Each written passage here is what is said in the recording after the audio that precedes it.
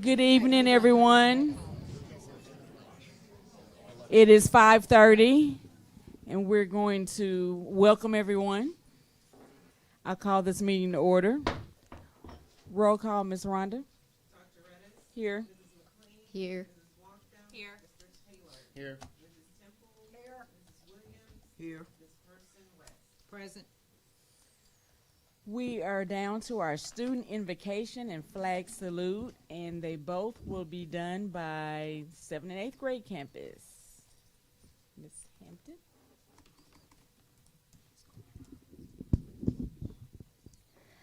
All right, I would like to call Marie to the stand. To the stand. Sorry. She's not in court. She's doing the prayer for us. Come on down.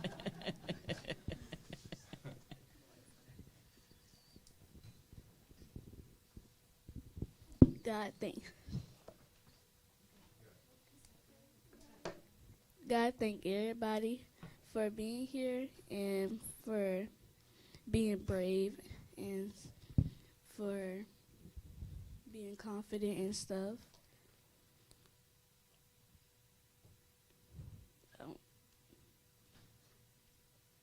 Amen. Thank you, Marie. We'll see Marie again a little bit later.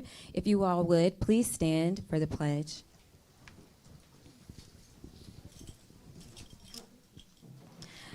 I pledge allegiance to the flag of the United States of America and to the republic for which it stands, one nation, under God, indivisible, with liberty and justice for all. Thank you. We will start to my right with our vision, mission, and moral purpose, our vision statement. Our vision statement is our community, our school, where your future begins. Mission statement. The North Rock School District will prepare all students for their future by offering a well-rounded, rigorous, relevant, and innovative education that allows each child to achieve their full potential in a safe, supportive learning environment to be future ready. Okay. Moral purpose. As a community, our moral purpose is that all children will achieve, have a high-quality teacher, have a high-quality leader, and a supportive learning environment. We will not allow an achievement gap in the North Little Rock School District. Thank you. Now we're down to the fun part that I always like, recognition of people, events, and programs.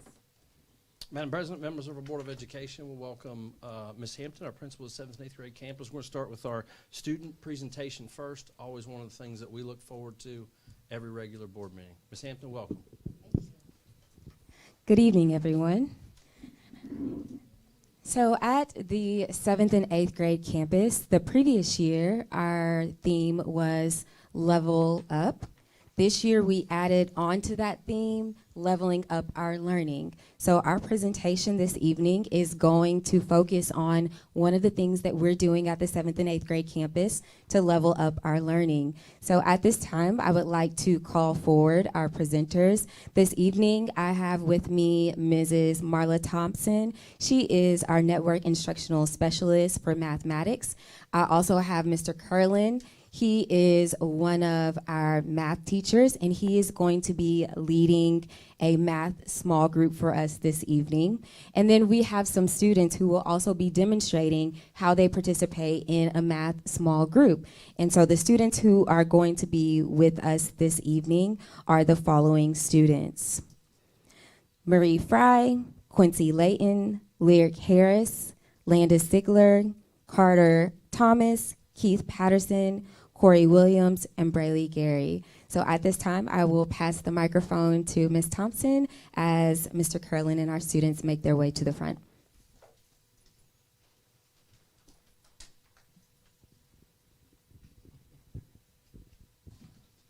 Hi, y'all. I'm Mr. Curlin. These kids are so great. You want to do a rundown?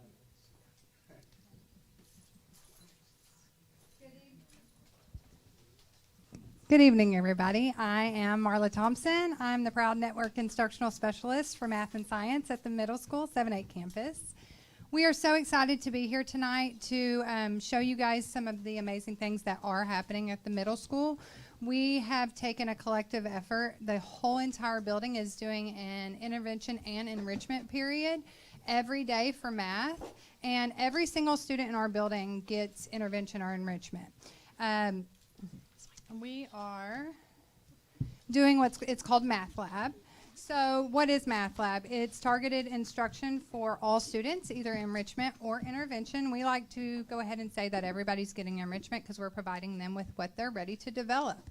And one of the ways we're doing that is every student has a tailored program through Success Maker that provides them with skills that they're ready to learn. But the thing that we are presenting for you guys and demonstrating for you guys is our small groups. We have 7 teachers that are pulling small groups of 10 kids on Mondays and Tuesdays, and then 10 kids on Thursdays and Fridays. So we'll do that in 7-week cycles, and by the end of the year, we'll serve 560 students, which is almost, if not all of our level 1 students will be able to get enrichment or intervention this year. So we are doing that through putting manipulatives into their hands, and studies suggest that middle schoolers who get to work with manipulatives in math are 80% higher with their growth and are much more confident in their math classes. We are only on about lesson 2 to 3 in our small groups, and we're already seeing huge gains from our students. So we're excited to show you kind of what they get to experience in their small groups and how we're growing in math. So thanks so much.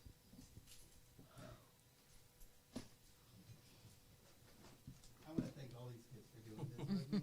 I'm nervous, and I'm 35 years old. I can't even imagine how this. You're doing great, Mr. Carlin.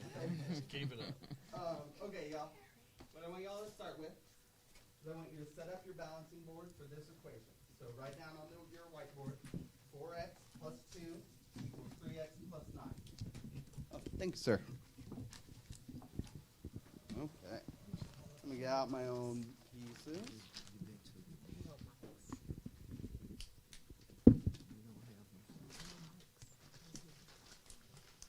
So, we're going to take out our pawns. I'll write it down here. 4x plus 2 equals 3x plus 9. So I'm taking out a pawn. What does the pawn represent in our equation? X. Perfect. What does the number cubes represent? Variables. Okay, variables are what?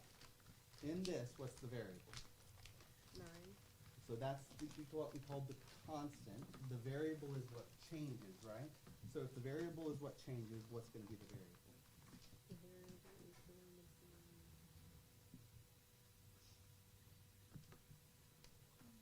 Y'all want to help them out? Well, what's the variable in 4x plus 2 equals 3x plus 9? What is the thing that changes? The pawns. The pawns. What are the pawns? The pawns Are the x's. So the pawns are what changes, so they're the variable. The number cube is what stays the same, so it's constant.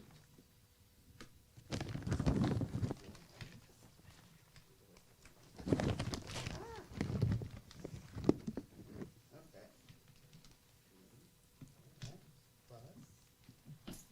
2. Perfect.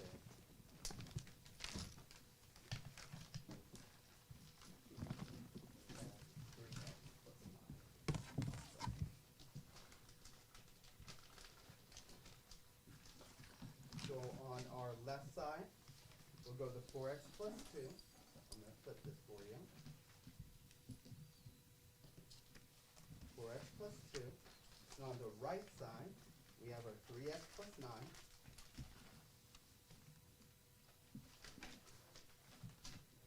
So today we're learning a new trick in how to balance our equations. Before, we were just testing numbers and seeing if they work, but that got really complicated really fast. Especially when you have a harder equation like this, it's hard to try every number possible. So, our new trick. Since both sides are equal, if we take off equal amounts of pawns on both sides at the same time, we can eliminate them. They can disappear. So I want everyone to grab one pawn from both sides. Perfect. Now we can do that again. Now we have one pawn, one variable on the right. My directions are flipped. And two variables on the right. So we take one more from both sides. And then we can see that pawn, our x, our variable, plus 2 equals 9. So what plus 2 equals 9? 7. Excellent. So now we need to test it. Put your pieces back to their original positions. So that's 4x plus 2 and 3x plus 9. And we're going to test both sides of the equation to see if they do indeed equal each other. So, this is 7 plus 7 is what? 14 plus 7 is what? 21. 21 plus 7 is, so where are we at? So we're at 28, right? And then let's try this side. Oh wait, I messed up, sorry y'all. 4x, 16, 3x, 7. Yeah, so 7 plus 7 is what? 14 plus 7 is 21. Sorry. And then, oh yes. So, sorry y'all, it's very stressed. You will. You will. Okay. Take a deep breath. So, let's do this again. 7 plus 7 is? 14 plus 7 is? 21 plus 7 is? 28 plus 2 is? 30. So write down 30.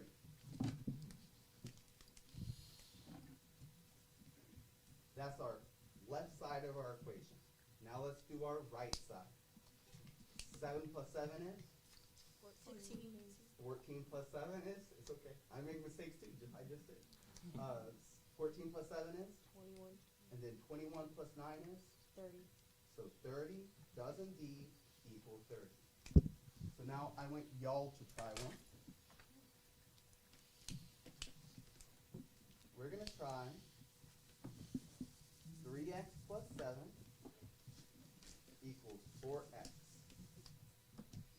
So everyone on your whiteboards, write this problem down.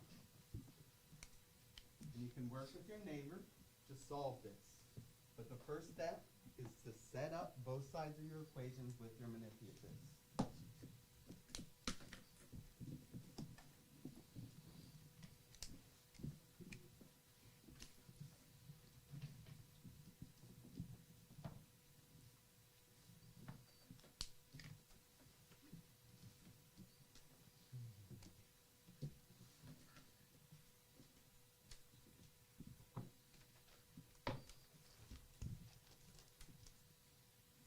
Perfect.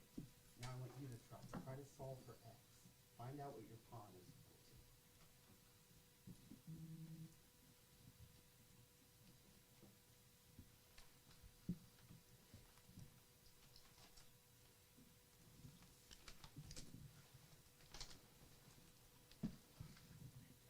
So what is x? 7. Okay. Is right. Well, I mean, you can try it first. You move your pawn. I need to see you move your pawns. Nope, not 4x plus 1, sorry. So move your pawn. Perfect. You have to move them one at a time. Yeah. Oh, you added an extra one. There's no one. But you would be right. Absolutely. So what is that? 7. Perfect. I'll give you the check. Great job, y'all. You want to try another one?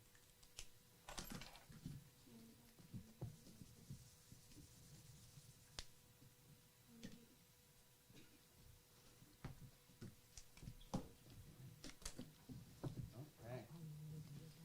We're finishing. Make sure you do your check. So put your equation back in the original position and do your check. Perfect. Great job. Great job.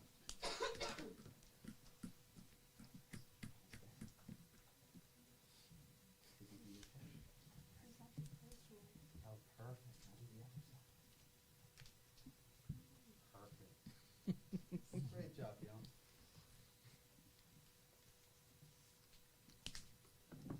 lessons are great, especially at early in the year, because in the second semester in the 7th grade, we are going to be doing algebra. This is algebra.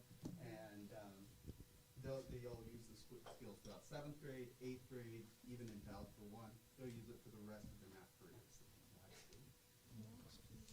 So do you want us to do another, or would you? No, that's great. Thank you so much, Mr. Curlin, and thank you, middle school students. That was wonderful. It's nerve-wracking enough to teach math, but to do it in front of all of you and for the students to do it, so thank you. I know it might not seem like a huge deal, but these students right here, these are 7th graders, and they just did multi-step equations with variables on both sides, which is actually an Algebra 1 standard. So we are exposing our students to the materials of just what is a variable, which is down to 5th grade, what does it equal, and then all the way up to multi-step equations. So our students are getting from really 3rd, 4th grade skills all the way up to what's going to benefit them past 9th, 10th grade just in 6 to 7 weeks. And they will, right now, based on our data tracker, they're working towards mastery, and we're getting pretty close to mastery already on multi-step equations. So I just real quickly just wanted to share that this is not just a math effort. This is the whole building. Our whole building is working together. The whole middle school, you know, we're huge, and everybody from the coaches to everybody comes into the building, and they have a math lab, and then all the math teachers are pulling math groups. But our community has done such a great job at supporting the middle school. We have everybody from Whole Hug Cafe. Here's just some of the people that have donated to us. So each month we will do a drawing for the students who have the highest gain and who have reached their monthly goal, and they'll be able to win some of these things that you see. So, of course, all the gift cards, and then we have 75 swings at DBAT, Nike socks, and then every 9 weeks we'll do a drawing, and those are the bigger prizes, which are some Beats headphones. They can't use them at school this year, but they are really excited about having the Beats. So we think that these motivators will also help the students work harder to meet their monthly gain, which is to grow one month every month. So we just want to thank our community and thank all the teachers in our building. This really is a collective effort, and we want to thank our students for really being excited for their enrichment. And thank you guys for giving us the time to share it with you. Good job.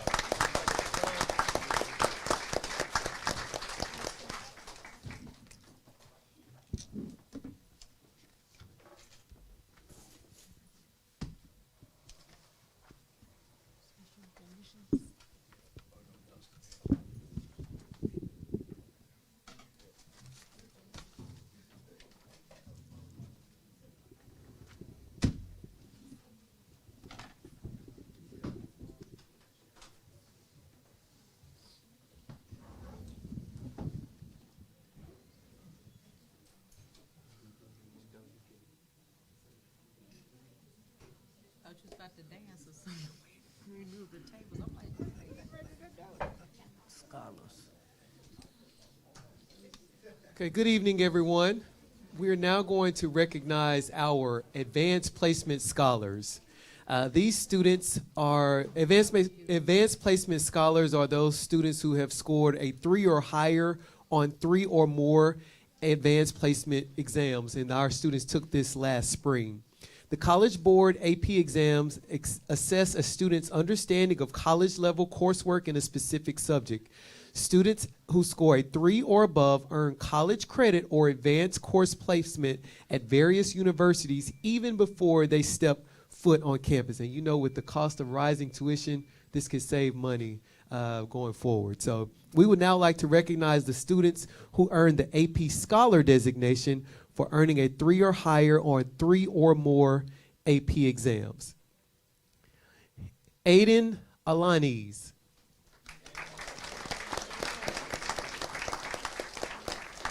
Ari Baker.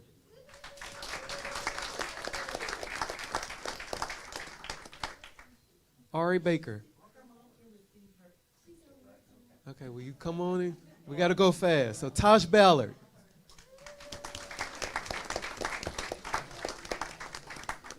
August Bonger. Katie Fimple. Elisa Frierson. Chloe Gorbett, Nadia Gordiva, Holden Height, Carly Hill, Riley Holbert,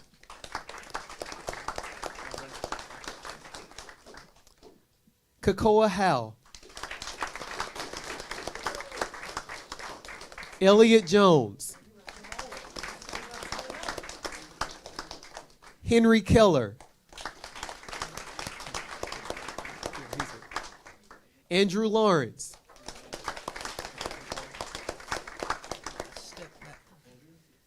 Terriana Leonard, Dabney Lovins, Gabby Martinez,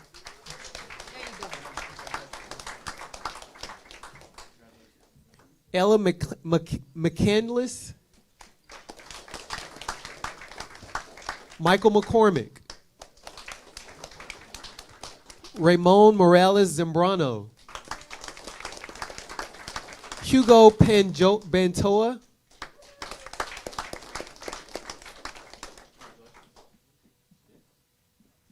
Timothy Park, Benjamin Fippen, Garrett Rhodes, Haley Robertson,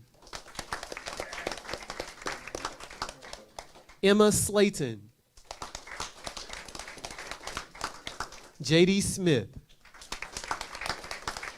Cooper Taylor,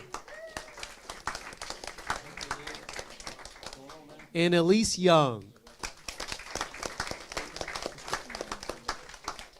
Okay, so we're going to get a group picture of these students. And I also want to mention the seniors who, last year's seniors, so the class of 2025, Maddox Ackland, Danielle Aram, Sean Beck, Ayani Brockington, Jenna Kale, Kinsley Capel, Catherine Dobrovolsky, Ava Drouse, Jaden Given, Fiona Gocorchea, Maggie Hardy, Troy McKinney, Jordan Miller, Mia Moore, Lasunga Nuker, Caden Owsley, Alex Paramo, Tennessee Parkhurst, Emerson Partridge, Chester Robertson, Kylie Sartain, Jason Jot Singh, Hallie Singleton, Luke Smith, Savannah Stevens, Olivia Stroud, Hannah Torres, Zachariah Williams, and Owen Weber. So if they're in college now, but they may be watching, and so we want to recognize them as well. You all may be seated.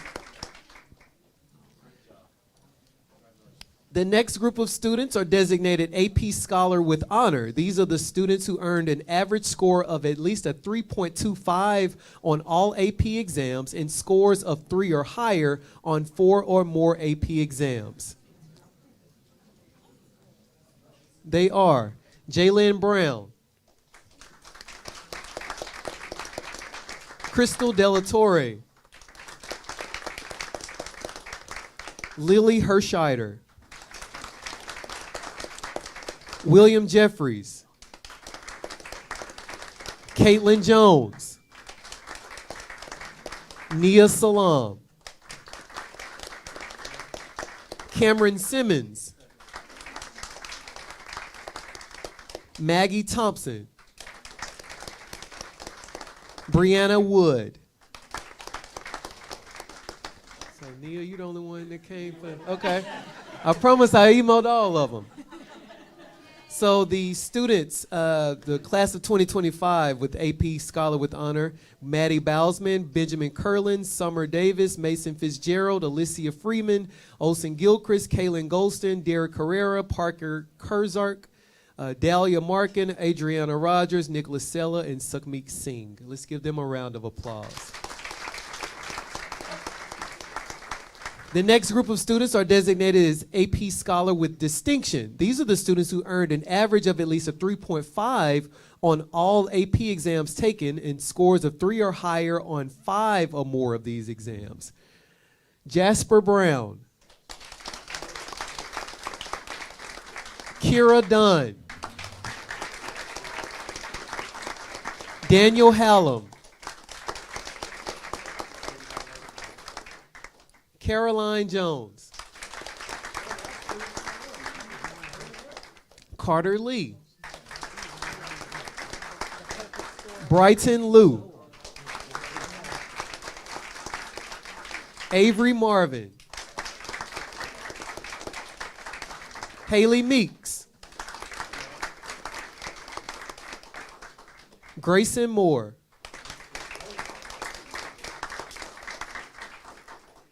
Eva Nazario. And Ashlyn Scoggins. And from the class of 2025, Lily Belani, Theodore Benson, Sawyer Bivens, Piper Bliss Schutte, Nathan Clymer, Annabelle Cluck, Ryan Cromer, Paul Hostein, Eli Lancaster, Gavin Moore, Yolise Morales, Jonah Pulliam, Caitlin Roberts, and Layla Zeno. Let's give these students a round of applause.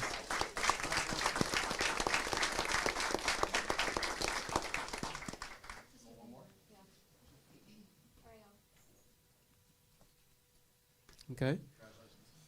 The AP Capstone Diploma recipients are those who score a 3 or higher in AP Seminar and AP Research on 4 additional AP exams. So these students have already earned it on an AP exam, so they already have their certificate. But that's Avery Marvin and Haley Meeks.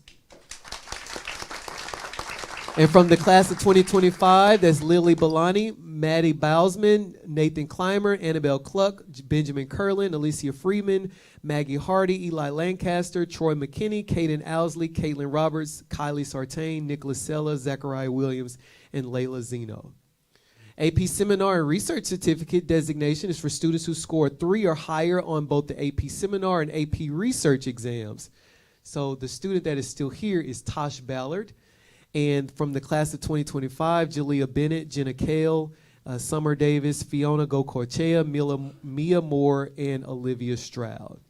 And the AP International Diploma goes to students who receive a 3 or higher on at least 5 AP exams, including 2 AP World Language or English exams in different languages. So they've taken like Spanish language and culture and then English language and composition.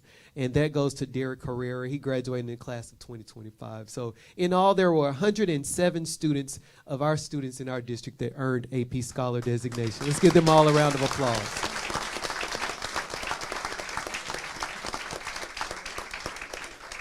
Next, we will recognize Kira Dunn. You've seen her already today.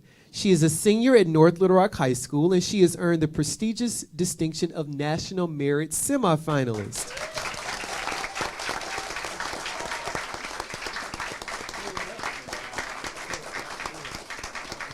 This honor places her among an elite group of high-achieving seniors nationwide who have demonstrated exceptional academic excellence and outstanding performance on standardized exams.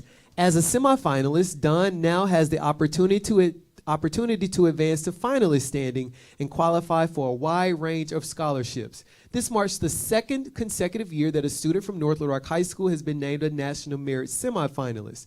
Last year, Jonah Pulliam earned the honor and went on to become a finalist, and Dunn also follows in the footsteps of her brother, Marshall, who received the semifinalist distinction back in 2020.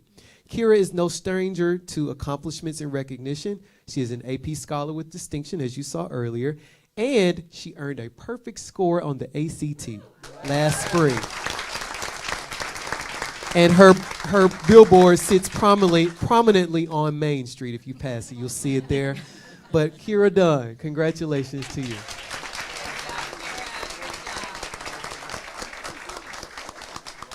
Now is Superintendent's Honor Roll.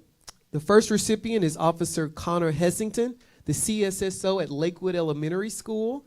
He was recommended by Mr. Jacob Smith, the Assistant Superintendent of School Improvement Network B.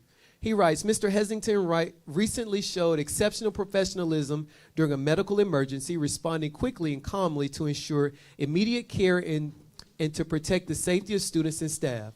His actions embody the North Little Rock School District's mission to maintain a safe and supportive environment. Beyond this incident, he is known for his vigilance, steady presence, and strong relationships with students, staff, and families. He consistently exceeds expectations, exemplifying responsibility, compassion, and excellence. For these reasons, I strongly endorse Mr. Hessington for this recognition. His critical response and ongoing dedication make him an exemplary member of our school community. Mr. Connor Hessington, congratulations. Now, the last recognition was kind of weird. I had to kind of make this recognition without her knowing, and I don't know if she ever picked up on it, but it's Miss Brooke Davis, who is standing right here. She is the graphics and web administrator for our school district. This summer, the communications department went from a team of 3 to just 1, and I couldn't be prouder of Brooke's incredible resilience. Although she joined the district in October last year, she handled the summer workload as though she had been here for years. She kept everyone informed with top 5 updates, board briefs, social media posts, bios of our new administrators, and led our major summer project, the Back to School Information Guide, with remarkable skill. While I was home bonding with my baby boy between feedings and diaper changes, I'd check in on Brooke, and she consistently knocked it out of the park. We're truly lucky to have Brooke here in our district. You absolutely rock.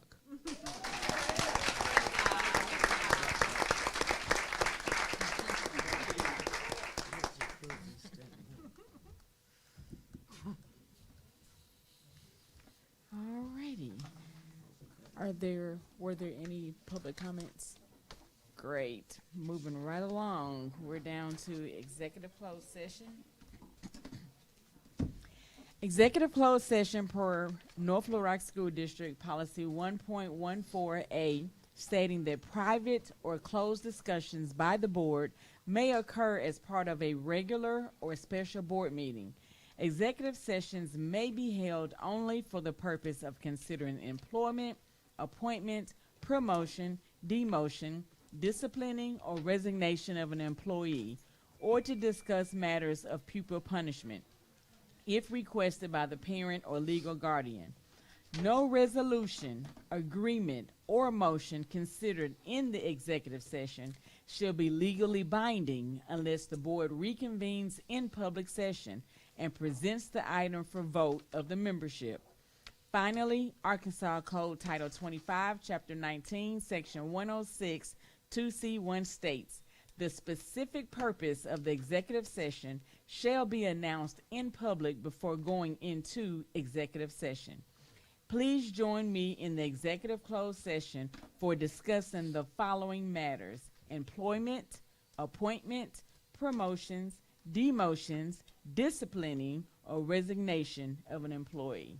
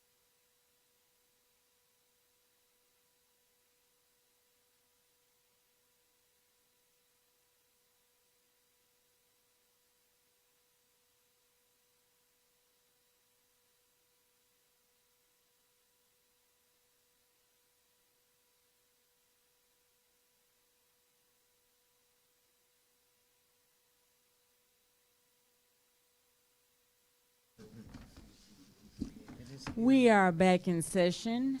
We're down to number 11, CPPC monthly report and LPPC monthly report. We'll start with classified personnel report.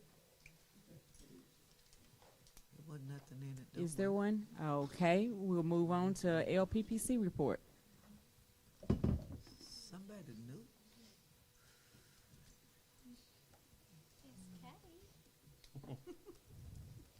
Good evening. Good evening. I'm not Sarah. Y'all probably noticed that. Sarah cannot be here this evening. My name is Kay Adams, and I am co-chair with her on LPPC, and so I'm filling in for her tonight. And I have 2 sets of minutes to share with you. So I'm just going to kind of summarize them, and then if y'all have any questions or anything, I'll be happy to try to answer those. So we met on August the 4th. That was our first meeting back of the year, and we elected new officers for the year, and that's how I'm here to see you. And we also were looking back to see if we have looking for our bylaws, which nobody could remember where they might. So we found our bylaws, and we are going back and we're updating our bylaws and making sure some of the things in them were kind of funny. It was, before we did virtual or anything like that. So we're coming up to date. Then there was a final report on stipends at that time, and we looked at the non-athletic stipends and the athletic stipends, and we approved for that to come to you all and everything. And then we went ahead and set our meetings for the whole year and everything. That's what we did on the 4th. And then we met back on the 18th. That was a special meeting to come back and look at the stipends again. There had been a change, and so we came back and we talked about what that change was and discussed it and said, yes, that made total sense, and we approved it again. And that was, you all approved the stipends at your last meeting. So that was, and that's basically all we've done. So. We'll welcome, first of all. Thank you, thank you. Any questions, Mr. Taylor? Ms. McLean? Thank Ms. you. Markham? Ms. Temple? Ms. Williams? No question. Thank you for being short and sweet. Ms. Person West? No questions, thank you.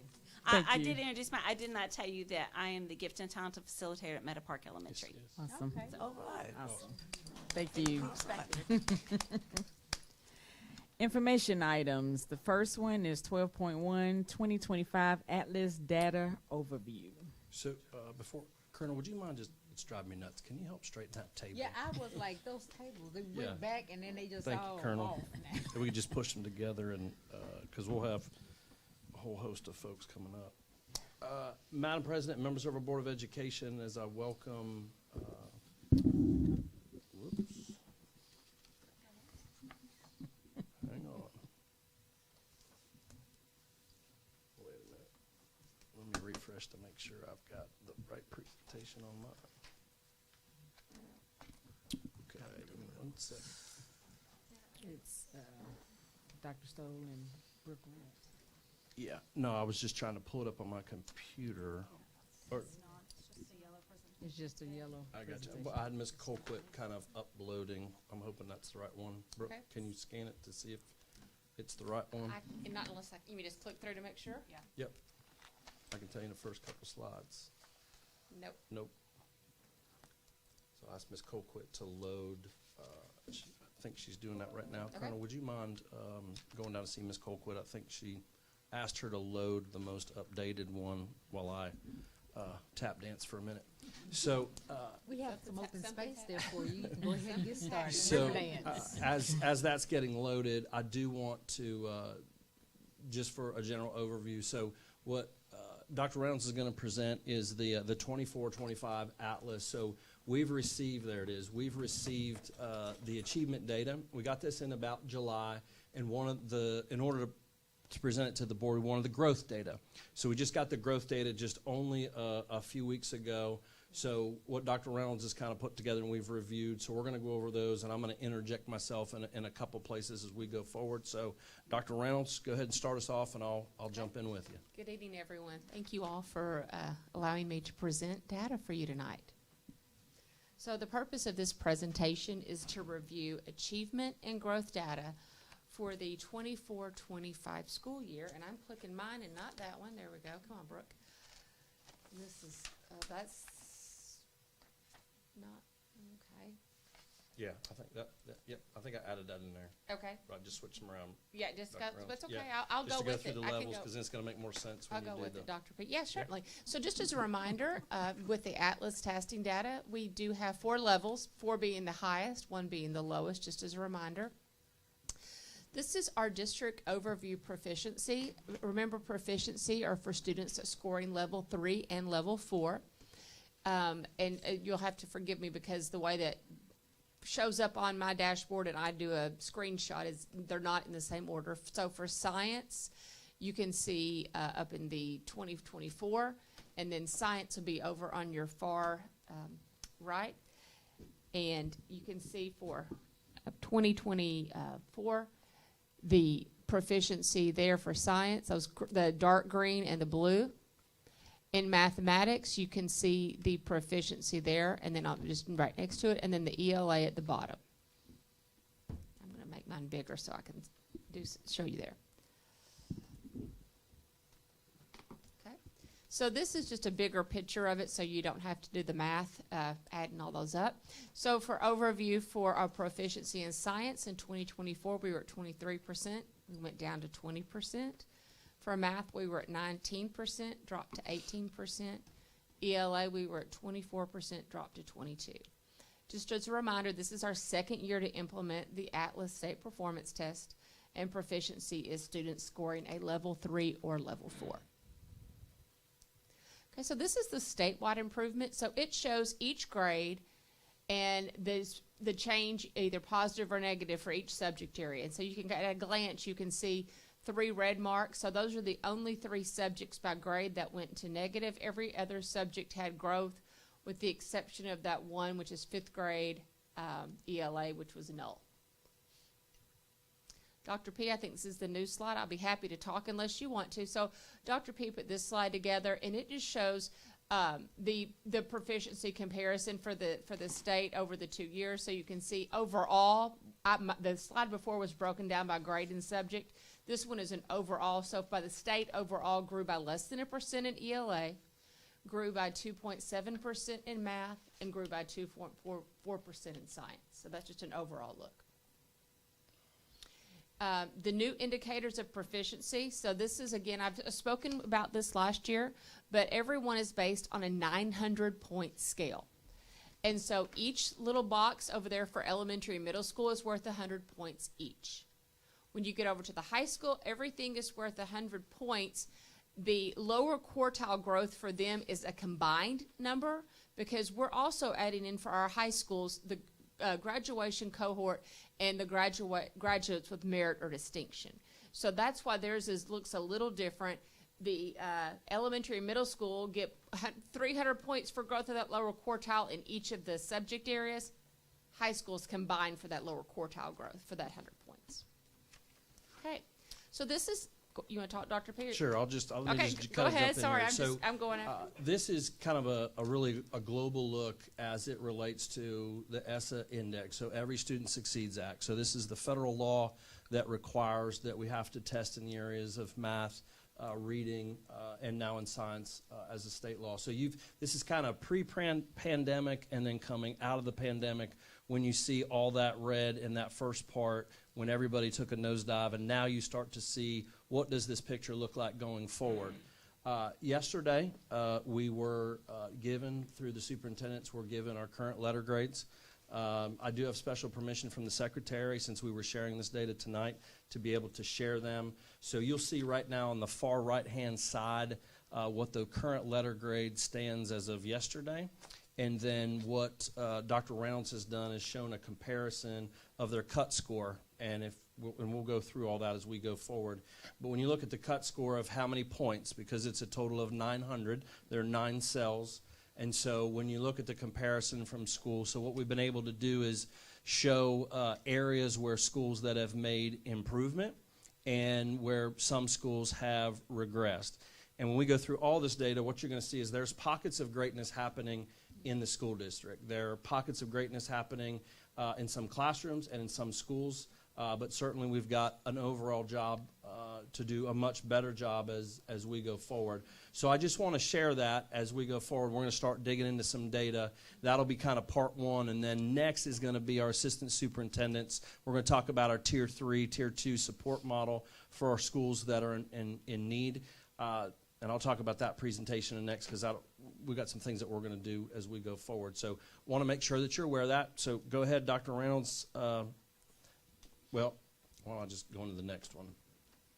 So I want to draw your attention to this. So remember, this is where we talk about alignment of the district, or we talk about coherence, and we talk about strategically aligning the system. So remember, we've been working on our 4-year strategic plan. Goal 1 is all about rigorous and relevant learning, and that's part of my goals.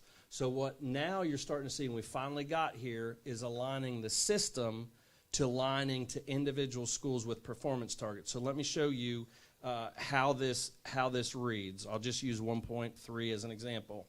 So by 2030, so in the next 5 years, we want to increase the number of students in 3 through 5 to be proficient ELA by 35% as determined by the Atlas assessment. So when you now look at this chart, you see in 23 and 24, see where it says 25, that's blue? So that's baseline. That's the first year we gave that assessment. That is new.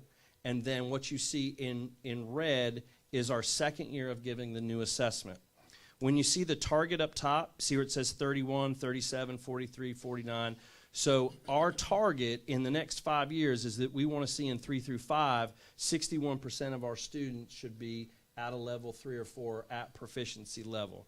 So how to read this is if you look at 25% overall went to 28. That's positive, right? That's an increase. But it's 28, not 31, meaning we didn't hit our target. Does that make sense? Mm-hmm. Just so how you can read these. So now we've got one in ELA, now we've got one in math and science. We'll do the high school ones as well. So this has been work we've been working on for the last several years. Later, when the principals get to their theories of action, you're now going to see this very specific to their school for this year. So I want you to just see that alignment of how we're trying to align the district. Go ahead, Dr. Reynolds. So I'm going to go ahead and go to the next slide. So the same kind of a thing, the middle school performance targets, and we did the same thing. We took the baseline data, and we've added that down there, and we added, divided those years out and grew so much by each year. I did make a note. Sorry, I'm not talking the microphone. I did make a note over there that the 7th and 8th graders that are taking algebra and geometry were not included in this data, so that's a big piece. Just the way that the data is given to us, it's hard to figure all that out in that way. We could always look at those 2 different classes individually, but as a whole, as 6th through 8th grade, because 6th through 8th grade doesn't offer algebra and geometry, so just keep that in mind. And then the high school performance targets, again, you see that ELA, the math, that is algebra and geometry, and I'm able to combine those. And then it's only biology, because that's the tested area for science. So again, just like Dr. Paluski mentioned, that we had our baseline, and then we had our target, and how we grew, but maybe didn't meet the target goal. So this is a look at proficiency. So at the top, you do see what the state was proficient, the percentage, and then you see our overall district proficiency. This is for 3rd grade ELA, so that includes reading and writing, and it's listed by school. The schools that are highlighted in yellow are above the state proficiency. Here's 4th grade ELA, same thing. Highlighted schools are above the state proficiency. And then 5th grade ELA. As we move forward in math, same situation here, district and state proficiency. Highlighted schools are above the state, and grade 5 in math. Moving on to science, same situation, that you can see the proficiency here and who's ahead of the state.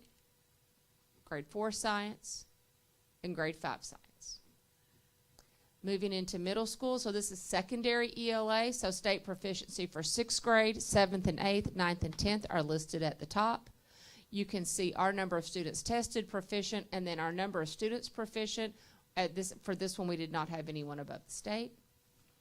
In secondary math, again, we have that. Now I'm able to break down that algebra and geometry for you a little bit better for our 7th and 8th grade.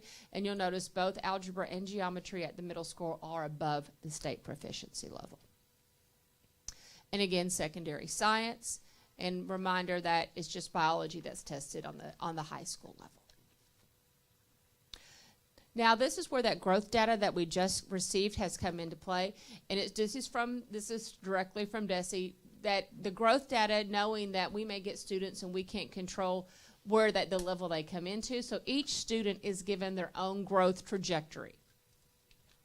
So if you look here, you can see that there's a longitudinal growth model. It's based on the last 4 years of their performance, so tests that we can have, and it creates a trajectory for each student. So each student will have their own growth model depending on where they've started with us and how they're moving along. And then again, this is straight from DESE. The intended uses and limitations based on this. It lets us build an understanding how students are achieving versus how they're growing. It identifies those patterns if I have a high growth, low achievement, or vice versa. And it may identify those trends in subject areas, because we do have growth in every subject area separate for each student. And we need to know we want to use additional data points when making these decisions. It is not intended to support different types of things that related to what they've mastered or achieved in a subject area. It should not be our only source of data for interventions and retentions. And it says, we need to look at more specific needs for each student. So this is just one piece of the puzzle when we're looking at our students' growth. I have linked a report for you for every school in our district and their growth for all students, each subject area, and by demographics.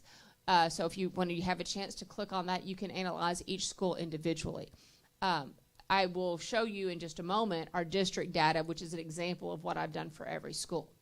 Keep in mind the data from 6th grade campuses, middle school and high school, and just a few elementary schools will contain data that includes virtual students, students that are in therapeutic day treatment, and students at the North Little Rock Academy. And it says, for the purpose of showing lower quartile, level 1 students will be used. Not all level 1 students are in the lower quartile, because some students that are high achieving schools may have students that are level 2 that are lower quartile. So it just depends, and the state has given us a new tool that we can easily identify those students that are in the lower quartile this year that are going to be used for our letter grade, and we just received that tool last week. So this is what we look like as a district. This is from 2024. And again, the way that I have to do these screenshots, the content areas may not be in the same order, so just keep that in mind.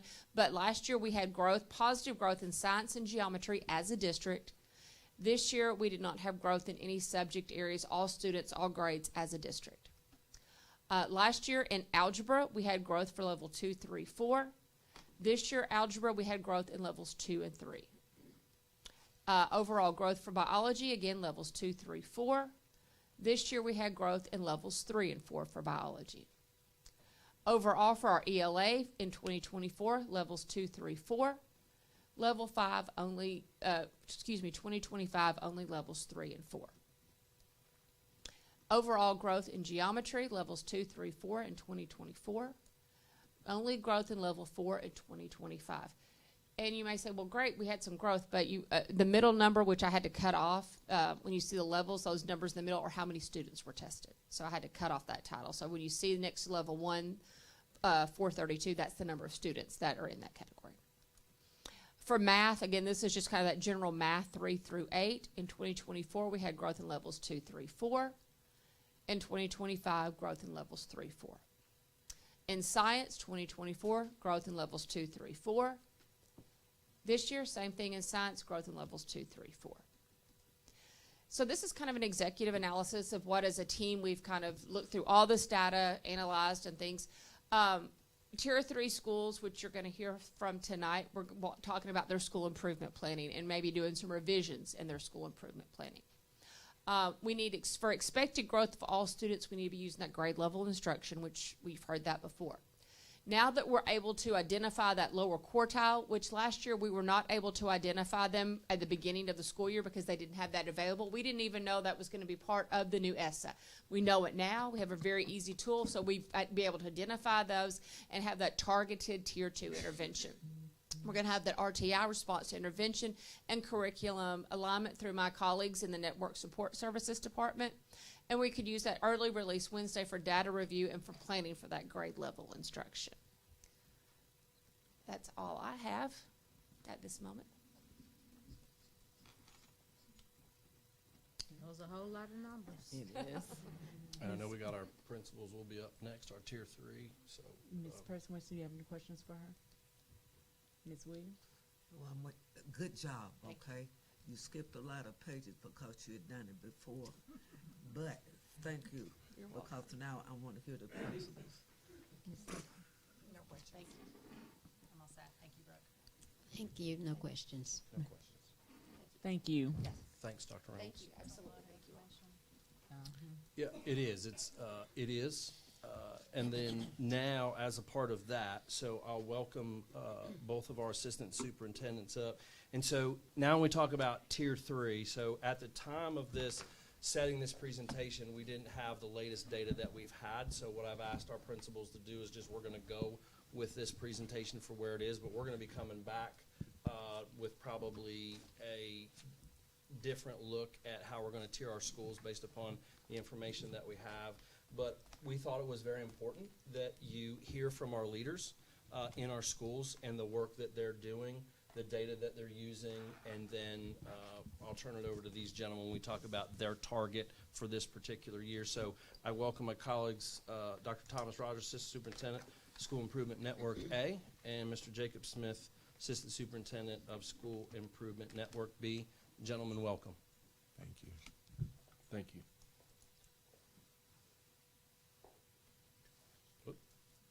The Next. click is right. I know, but it's incorrect slide shows up. Oh, gotcha.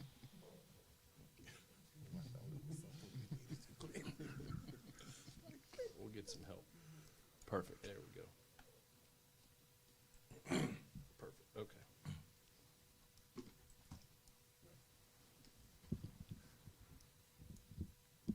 Superintendent Paluski, Madam President, esteemed members of the board. Our purpose for this presentation tonight is to inform the North Little Rock School Board of the North Little Rock School District differentiated support model that we are using specifically for Tier 3 schools. To capture what our tiered model looks like, you can see our levels of support at level 3, 2, and 1, and kind of a descriptive and what schools you find within those different levels. Again, our school support model philosophy is higher levels of principal and school leadership team support to improve teaching and learning, and higher levels of classroom teacher and collaborative teaming support to improve teaching and learning. At this time, I'd like to begin with the 3 Tier 3 schools in Network A, which are Boone Park, Indian Hills, and the North Little Rock High School. I will ask Boone Park Principal to join me at this time. Principal Stroud.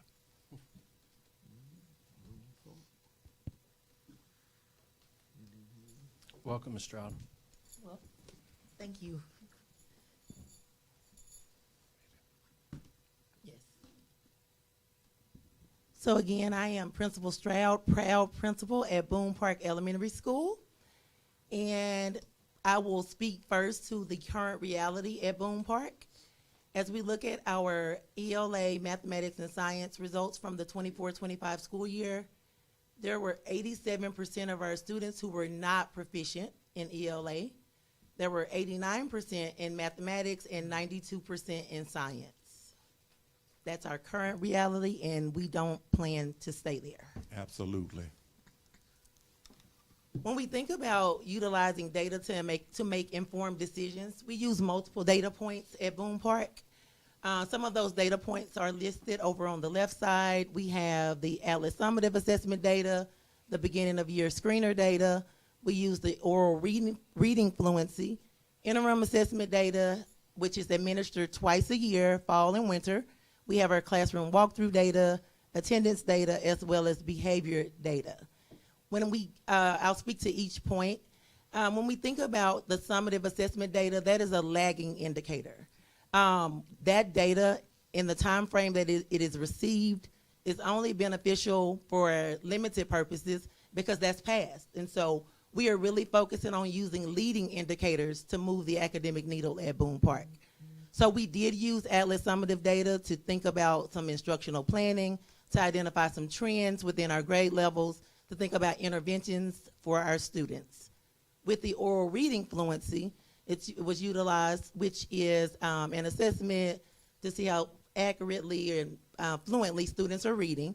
We utilized that in grades 4 and 5 with progress monitoring, and that was used to create our intervention groups during WIN time, which is what I need time, where we're really focusing on individual student needs. Interim assessment data, again, took that twice a year.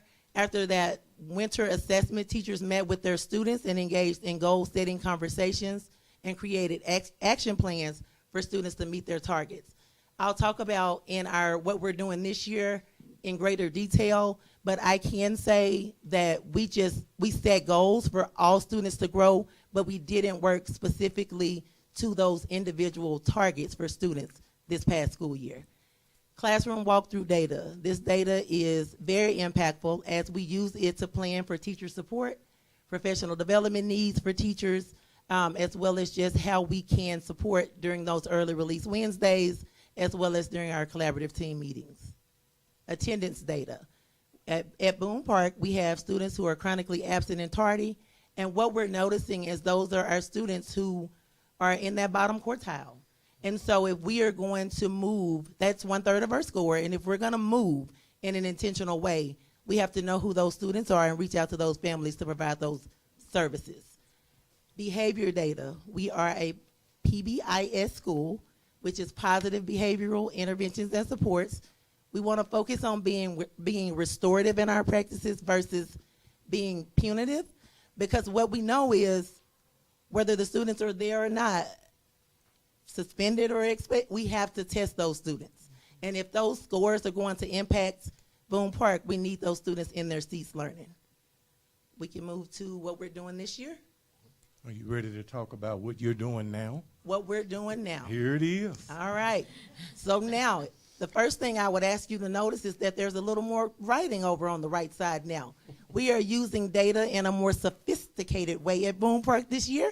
When we think about our Atlas summative assessment data, we are using it, still a lagging indicator, but we are using it to plan those interventions. We printed off a copy of every individual student report. We are waiting for that October 1st date so that we can identify that bottom quartile.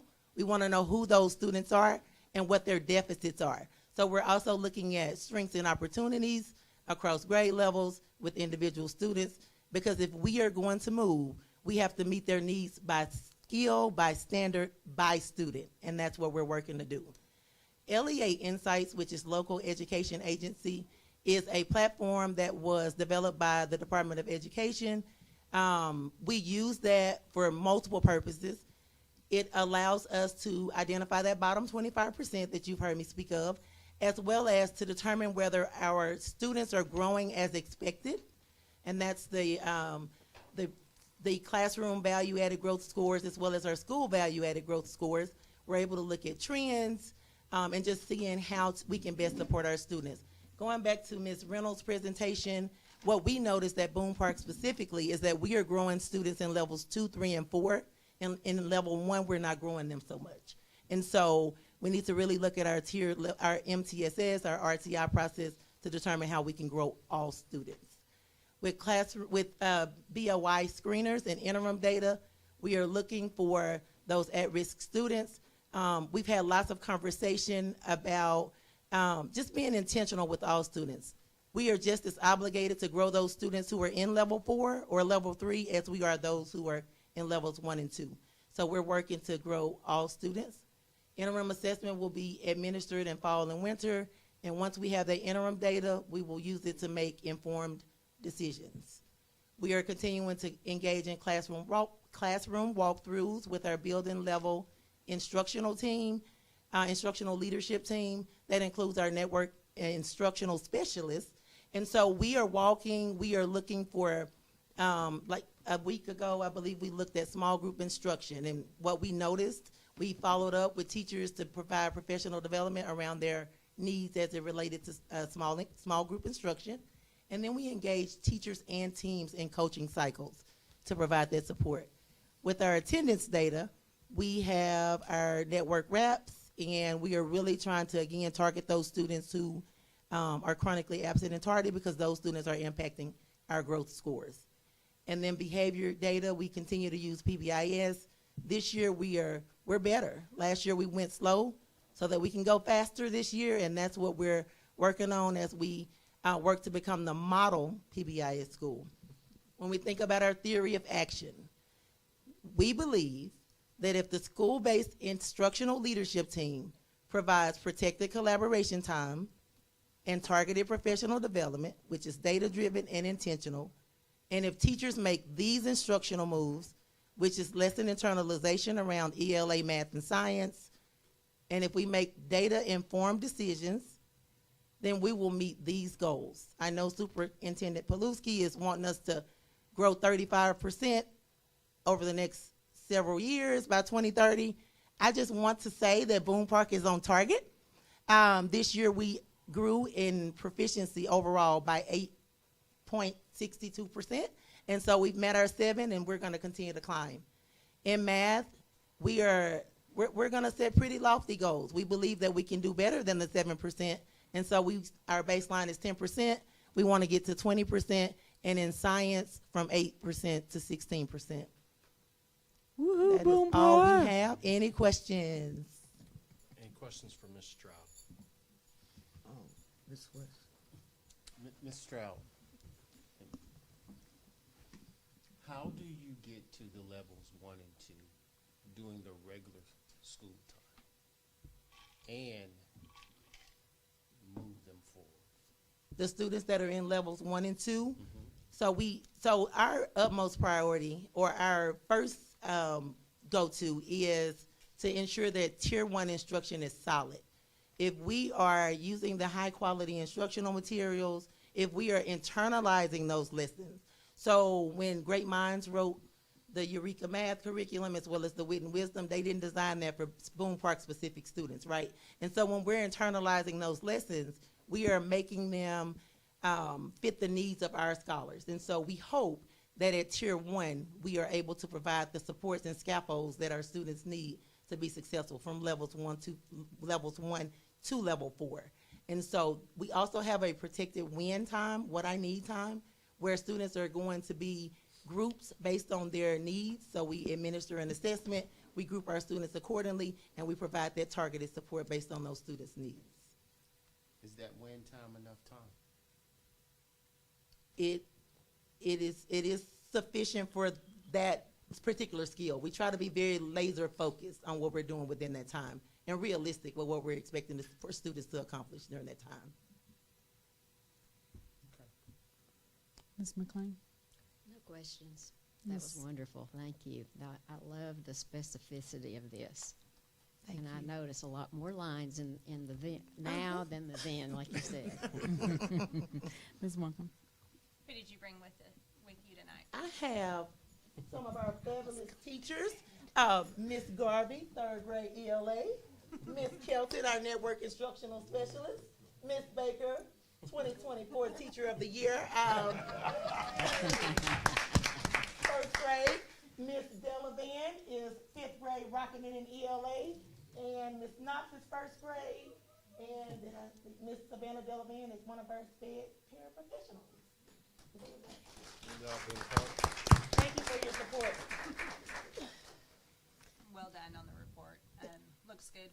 I've noticed the growth. I see more green than red. Unfortunately, we live in today's society where we are graded by. We won't get into that.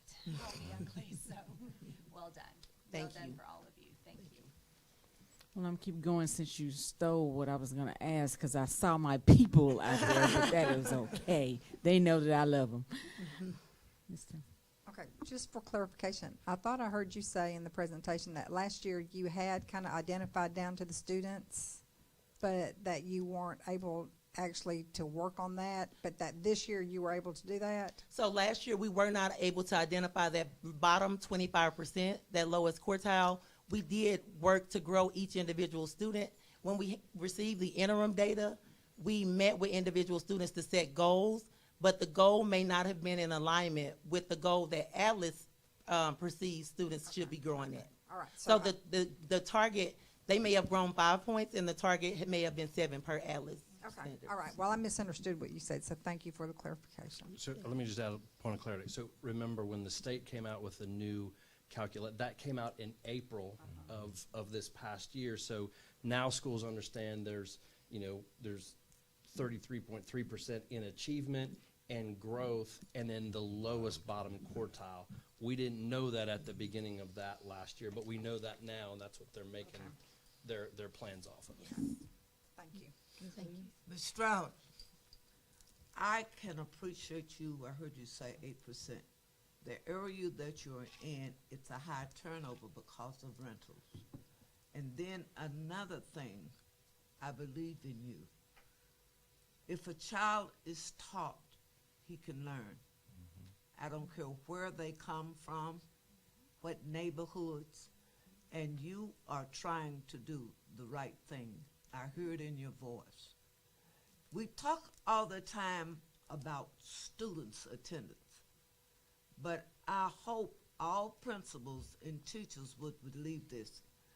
We need to check our teachers' attendance. Our children can't learn if they don't come to work. And so whatever encouragement that you can give them, I see they're out here tonight to support you. And I see you on social media doing things for your custodians, everybody. And with that kind of attitude, Mrs. Stroud, you will be successful. It doesn't matter where you come from, what neighborhood you're in. I'll say it over and over again. If your teachers are teaching, they will learn. And thank you for your presentation. Thank you. I know you wanted to clap on it. Oh, yeah, cue the claps, y'all. Cue the claps. Ms. Person with. That was very good, former administrator and school teacher. I enjoyed the presentation, and I love the information, and I see the growth. And I used to hear all the time growing up, if this child is taught, then they can learn. So that's good to remember. So just working with their little brains and just getting that in there. Now let me ask you this: what is your, I guess, and maybe this is more of a wraparound service question, like a daily plan or like a weekly plan for students that you know that are chronically absent? So with our network rep, with the reorg plan, she shared between 2 campuses, right? But she's never not a part of what's going on at Boone Park. And so Ms. Kristen Valley is always reaching out to determine those students who are absent. Those teachers are really that first line of defense to reach out and make contact with those parents. And so teachers are making that. If they miss 2-3 consecutive days, we're looking for those students. Had a teacher to say today, my bottom 25%, those kids are not here. So they're thinking very intentionally about how they can grow students. If we can get students in the seat, we can teach them, and if we can teach them, they are going to learn. And so we are providing the support for the whole child and just pouring into them, celebrating effort, celebrating those small wins, because we believe that it's going to result in some big gains. And so we are excited about what's going on at Boone Park Elementary. Well, thank you. And I know Ms. Perswood, as we transition, Ms. Robertson is here, and in the next presentation, she's going to go very deep on what the wraparound service specialists are doing as it relates to helping them target with attendance. It's some amazing work that's happening. So, Well, you guys know I'm super proud, so. thank you. Thank you. Thanks, Ms. Stroud.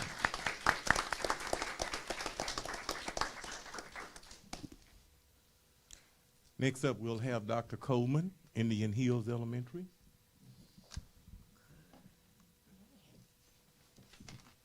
Good evening. Good evening. Good evening, Dr. Coleman. Ready to get started. I am Dr. Coleman, building principal at Indian Hills Elementary School, and I also have my assistant principal with me, Mr. Joseph Brown. And let's get started.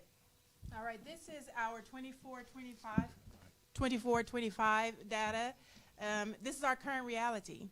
And as you saw on the presentation from Dr. Reynolds, this current reality has allowed us to move from an F to a C this school year. So we have shown some great gains. Currently, we have 29% of our students proficient in ELA. We have 40% of our students proficient in math, and we have 26% of our students proficient in science. What did we do and how did we get there? Last year, what we worked on, or the data that we used, was the Atlas Summative. We used the beginning of the year screeners. We used the interim assessments. With the interim assessments, I personally sat down with students and we went over how they performed and set goals. Teachers also did that as well. We also go through classroom walkthroughs. Last year it was with we had a math coach at that time, assistant principal, and our state literacy coach. This year we're doing the same thing with our NIS, and we are in classrooms daily. And we're meeting at least weekly to say, okay, this is what we see, and starting coaching cycles. That's last year and this year. Attendance data. We're looking at attendance data as well to create opportunities and to work with our families. Last year was just our counselor trying to work with, and now this year we have our wraparound services that we can use. And then behavior data. We are also PBIS. And so we meet monthly to take a look at those students, what's going on, develop plans, come back and find out, are these plans working? Is there anything else we need to do to make sure that they continue to work? And if they are working, let's celebrate growth. And if they're not, then let's go back and tweak some things to make things better. This year, we're doing some of the same things, but we've added a little bit more to it. So now, with the data, we're making sure that we have long-term planning. So it's not just a real quick, simple thing. Now it's long-term. Where are we now? How are we going to get there? What are we going to do? And we need to start now. Not wait until January to say, okay, let's get started. But day one, when we walk through the door, we get started. Beginning of the year screeners, same thing. We're taking a look at not just Atlas beginning of the year screeners, but all screeners that we have already. And we've already grouped students. And it's not just the teachers working with them. My assistant principal will have groups. I will have groups. My NIS will have groups. Even the state literacy coach. So all hands on deck. These kids belong to all of us, so we're all working with them. Classroom walkthroughs, doing the same thing. Coaching cycles. We're trying to provide that feedback immediately. Attendance data, same thing, and it's going to be even better now because we have the wraparound services to help us and help my counselor with that. And the behavior data, we continue. We just had a meeting today, and we include a staff member from every grade level, plus our counselor, our wraparound service, our NIS. We're all in there looking at the data. Who are these babies? What plans do we need? What do we need to do to help them grow? All right. This is our theory of action, and I went over this with my guiding coalition team, and I said, okay, this is what we say we're going to do. If the school-based instructional leadership team provides these supports for teachers, which is build a culture of urgency and collaborative responsibility, then we can improve core instruction. And I went through every single one of those things under there. I said, okay, can you do this? Can you deliver a rigorous, engaging bell-to-bell instruction? They were like, yes, we can do that. All right, can you check for understanding throughout the lesson? Yes, we can do that. Can you apply data-driven strategies? Yes, we can do that. Okay, if we can do everything that we've listed here, we can go above and beyond where the district says with the 7% growth. Let's aim for that 10% growth. We can do it. So if we do all those things, then in ELA, we want to move from that 29% to 39% this year. In math, we want to move from 40% to 50% this year. And in science, we want to move from 26 to 36% this year. I had some staff say, come on, Dr. Coleman, Dr. Paluski says 7%, and you're saying 10? I said, well, let's take a look at this. We're saying we're wanting to move from 29% to 39%. We're still saying that's 61% not on grade level. Are we okay with that? And they were like, no, you're right. You're right. So that's why we're aiming for 10% growth in ELA, math, and science. And I believe with what we have in place, we can do that. Now, don't take away any of my supports because I'm a C. I need you to keep. I need us to keep those things. But I believe that we are on our way to an A. Awesome. Ms. Person West? I don't have any questions. I just want to say I like that point that you made about striving, even though there's the minimum of that 7%, you were striving for that 10%. So that means that you know that your staff can dig deeper and you know that you have a capable staff around you. I like that. Thank you. Thank you. And congratulations on your growth. Thank you. Thank you. Thank you. Oh, Dr. Coleman, I cannot articulate the profound joy and admiration that you're really trying to do some things. But what I'd like to say, as you heard me forestate about Boone Park and the area and the turnover, and I do realize that your school is a poverty school. So with this and that, your teachers have come to the mindset. It's not how poor or how rich you are. I will teach you. And thank you for your motivation. Thank you for your teachers, if they're doing and have the foresight. And one other question, I keep have to go, and I'm going to say the same thing to you. We talk about attendance for students, but we need to stress attendance for our teachers. We do. Okay. And you have a blessed year. Thank you. Ms. Temple? No, she's not. She's okay. I know. But go ahead. Well, I have to say, I'm amazed. And if you can do that, that means everybody else can too. So they're going to be looking at you. You're setting the bar awful high. Yes, ma'am. That's a big move. Thank you. Good job. Ms. Morgan? Well done. I see your growth, and now everyone else will. So good job on that. Thank you so much. So because you mentioned it earlier, how many classrooms are you in a day? They want us in 20 classrooms a week. I'm in 10 classrooms a day or more. There you go. That's coming straight from Dr. Paluski, I know. He told all of y'all, you got to be in those classrooms 20 times. Are you going to raise that to 30 next year? I don't know. You may not have any time in your office whatsoever at some point. But I just thought Miss Dot and I would probably break out singing. You're like, celebrate. That's how I started this morning. That was playing over the intercom this morning. And I went and bought Sonic drinks for all my staff. And don't tell anybody, but I was like, popsicles for the kids. Yes. It's wonderful. And we appreciate all that you and your staff are doing there. It's wonderful. Congratulations. Thank you so much. Mr. Taylor? Congratulations. Thank you. I am so excited for you. I know it was stressful seeing the F. Yes, It's stressful just seeing it. And when I shared that with my staff last year, our letter grade, they were like, "But we're not an F school, and we don't have F students." And I said, "We're not F teachers, right. So we're going to have to do something different than what we've been doing." And I they love all the rolled up their positivity. sleeves and said, "Let's make it happen." Love the positivity. Yeah. Sora. Congratulations, Thank you, Alex. Dr. Coleman. Thank you so much. Okay.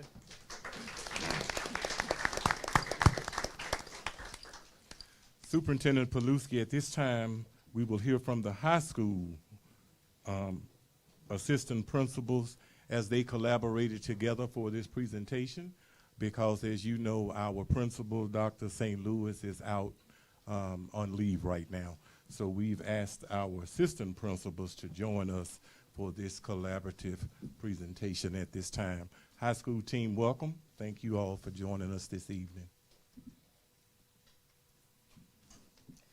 Good evening, Dr. Paluski, members of the board. I am not Dr. St. Louis, but in the interim, we are representing her in her amazing leadership. My name is Steve Arbona, and I'm the assistant principal over the senior class. I am Susie Brunson. I'm the assistant principal for the Digital, Visual, and Performing Arts Academy at the high school. I am Micah Bishop. I'm the assistant principal for the Baptist Health Human Services and Law Academy. I'm Dr. Grady, assistant principal for the Baldwin and Shell Construction Academy of Business, Hospitality, and Development. Ooh, that's a long title. My name is Jerry House, and I'm the assistant principal for the Freshman Academy.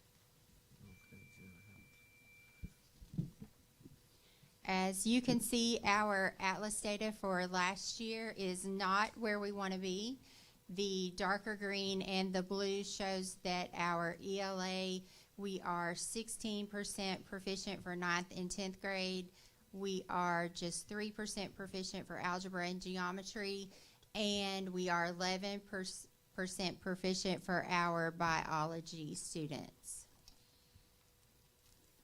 Last year, we implemented some new strategies to try to help our students move. For the Atlas summative data, we had a boot camp for our students in the tested subjects that we started, but it was just right before our testing for 2025. We also used that interim assessment data in the fall and the spring, and we analyzed that in our PLCs, our professional learning communities, to see where our students needed to grow and what our teachers needed to emphasize in their classrooms to help our students. Last year on our graduation rate, to be honest, we focused on that graduating class, and some of the things that we did were focusing on Twilight School, and our seniors had that opportunity to make up credits. We gave priority to our seniors for summer school. We had a summer graduation. We created attendance contracts to help our students regain lost credits, and because seniors leave early, they had that opportunity to have extra seat time to make up those days that they missed for attendance at the end of the year. And when you look at our classroom walkthrough, we used our classroom walkthrough data to tier our teachers. And once we tiered them, those teachers that were at level 3, we provided professional development with helping them with high-yield teaching strategies, and we did that through our multi-classroom leaders. For our attendance data at the high school, our parent engagement professionals, they ran weekly reports monitoring student attendance to track for truancy, and then they also offered attendance contracts for those students that had surpassed that allotted number of unexcused absences, and they met with those families and signed those contracts so the students can get their credit back if they fulfilled that contract.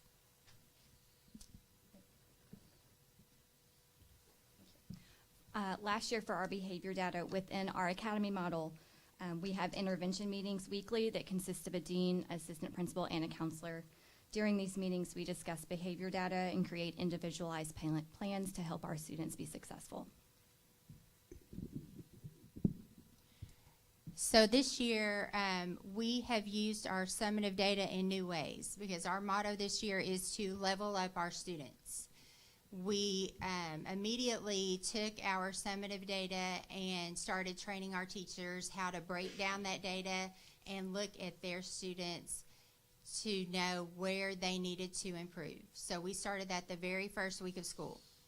We are talking about the data every week in their professional learning communities, and we use our oral reading fluency. We've already tested our students to determine who was at the level 1 on the Atlas summative and who might need to go into the academic reading classes. And we've also used the dyslexia screener. This year, we've realized that in order to greatly impact our graduation rate, we need to look at our 4-year cohort. So to look at the graduation rate with our 4-year cohort, we are collaborative. We're creating a collaborative graduation review committee along with the high school, our friends over in the virtual world and the academy, to make sure that we have coding that's being correct all across the board with our registrars, as well as making sure that students are enrolling by credit, and that our ELL students are registered as 9th grade until we have their credits verified. And then again, we'll be using that graduation review committee to make sure that we are working together to get that graduation rate improved. And when we look at the classroom walkthrough data, we are still tiering our teachers. and teaching high yield strategies through our network instructional specialist. We are placing teachers on coaching cycles. We have also developed a math block plan. And in this plan, we have discussed taking our flex and having it structured. And during this time, the students are working on Delta Math, Success Maker. So our flex block is being used to help move instruction. Also, with this plan, we are, as administrators, we are going into the classroom, into the math classroom of geometry and algebra, and we're observing in there for 30 minutes. And we're doing this every week, and we're providing the teachers with feedback using the achievement level descriptors. And for attendance, we're still pretty much doing the same thing we did last year with our wraparound support specialists. They're still doing weekly reports for attendance, and they're meeting with those students and those families and reaching out to them, and then also tracking for truancy. And they're also doing home visits as well. Then we're doing attendance contracts sooner this year, rather than waiting until a student misses too many days. We're offering those attendance contracts when they're kind of at the halfway point, since we have a lesser number of allotted unexcused absences that students can have for this school year per semester. And for our behavior data this year, we are now wall-to-wall academies. So we are still using that intervention meetings weekly. We're also incorporating our wraparound network specialists into those meetings to help develop student success plans. So we talk about the attendance, we talk about behavior. It's more of a holistic approach. And for RTI, our Tier 2 intervention strategies, we develop them and talk about them in PLCs weekly. We also have an intervention plan for Flex on Tuesdays and Thursdays that involve our math, our algebra, and geometry. And then another thing on Monday that we drop everything and write, and we're using a program for that as well.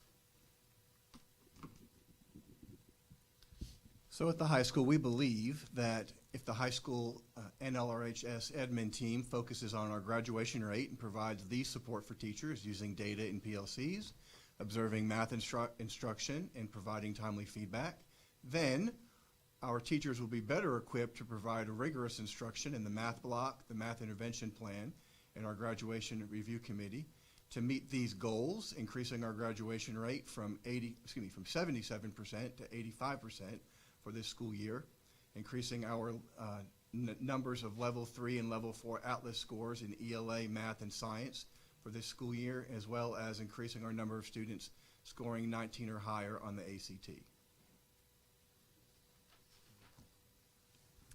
Question. Mr. Taylor? No question. Ms. McLean? Your campus is the largest, and I know that the principal is out temporarily here, so I know y'all may be feeling a crush and a pinch there. So are y'all able to cover going into all the classrooms with the number of you, and do the teachers and what's their reaction to you coming into the classrooms more? I guess I could ask that question that way.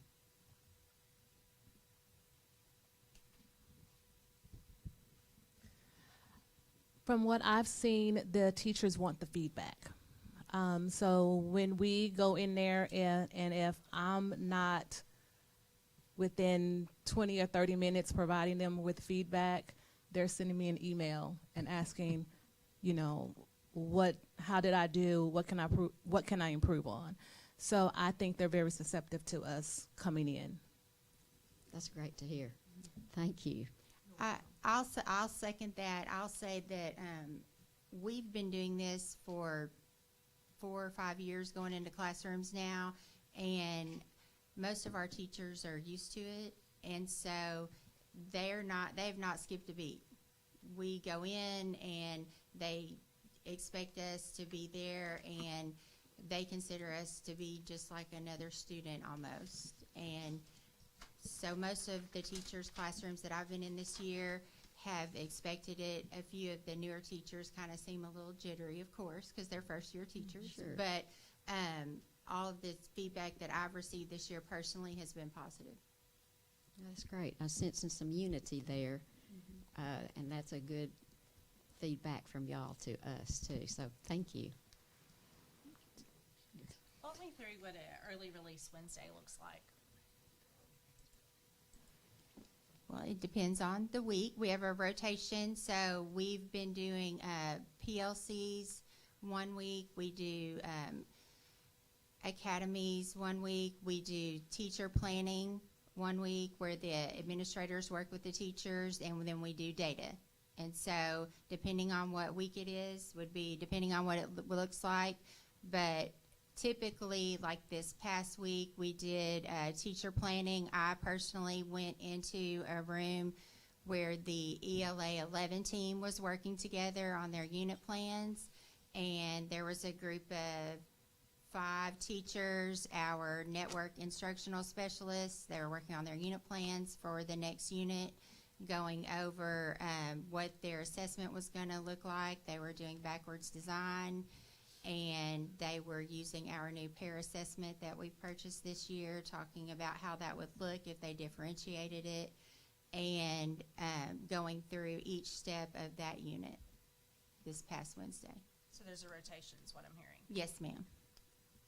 Thank you. Ms. Temple. Just because there's so many of you, I'm curious, how do you get on the same page? If each one of you evaluate the same teacher, will your evaluation be similar, or are they going to be very different? I'm just kind of curious how y'all work together as a team. Are you separate and focus on different teachers? Is that Divide and conquer. Yes, each of us have a group of teachers that we observe. do you have kind of, you've worked among yourself the same standard?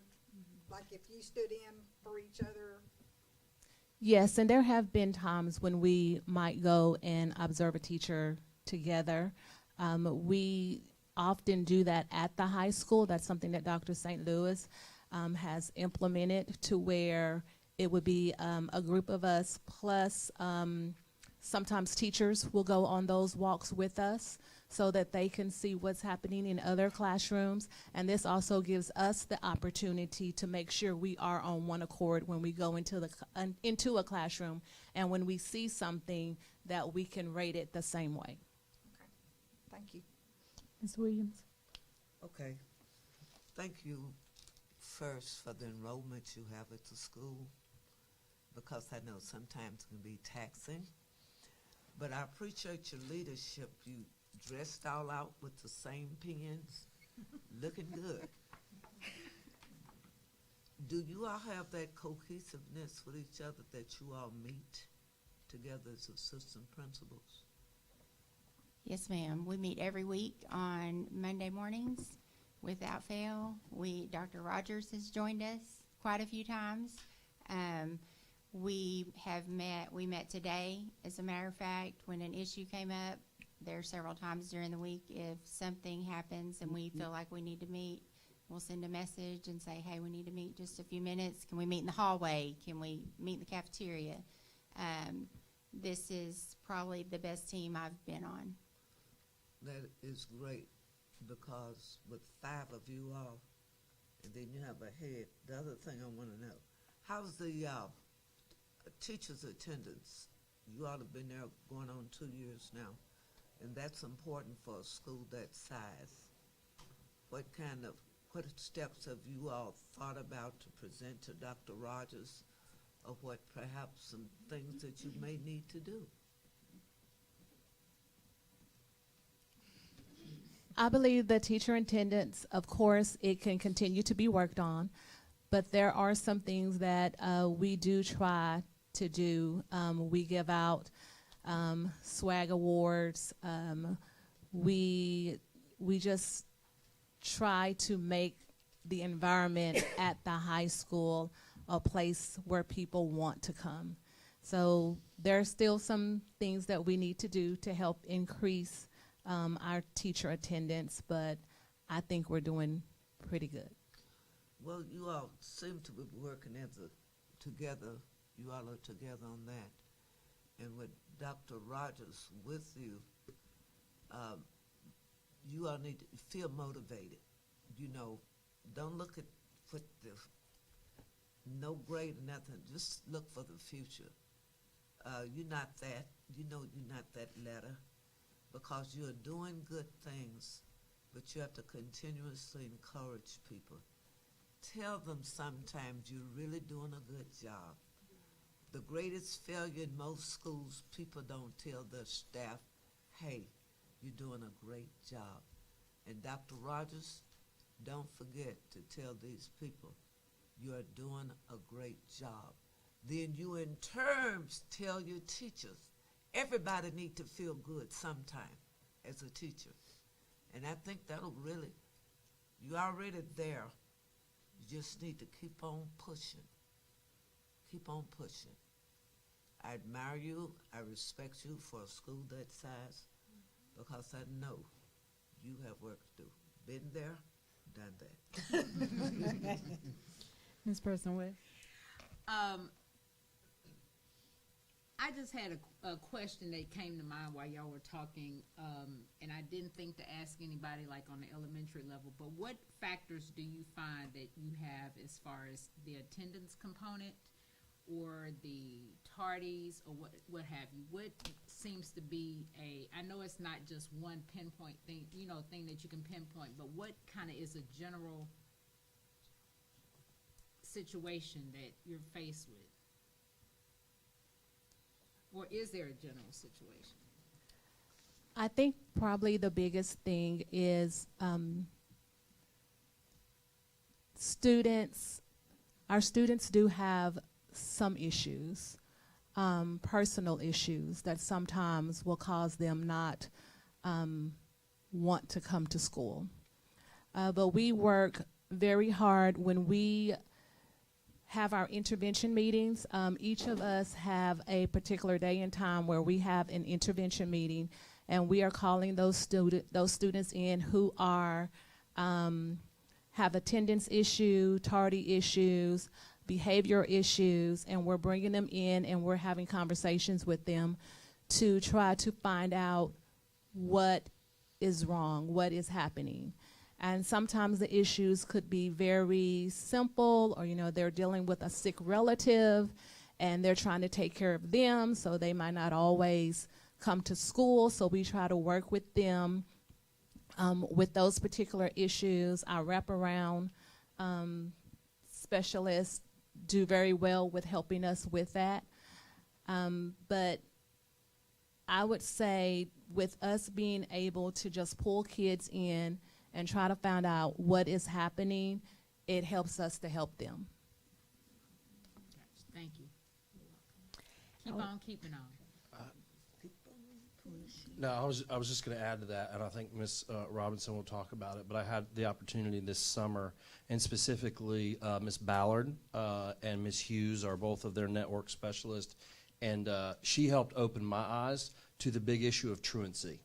And so you saw all their heads just nod right there. So, holding parents accountable for their children and making sure that they're at school. We're going to be visiting, I think, in Pine Bluff here, a judge that Ms. Hughes had worked with on a way that they've worked with the local jurisdiction to support the importance that parents know of getting to school. So we're looking forward to supporting the school with that. But truancy is a very, very big issue, and the accountability of parent to make sure, and I know it's a whole system, but that's a big thing that we can help them with at our level. I was just going to say, it did my heart well to hear the team coming together, because when you have just a principal and assistant principal, it's just two. But to have 5 of you and a principal and you still coming together, I love to see that. Good job. Okay. Thank you. Thank you. Thank you. All right. Next up will be Mr. Smith, and we'll have our Network B principals with him.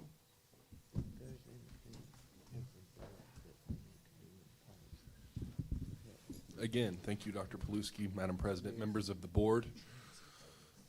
As Dr. Rogers alluded during his Network A presentation, our Tier 3 schools are coming to present their action plans and their theories of action and kind of where we are in regards to our data.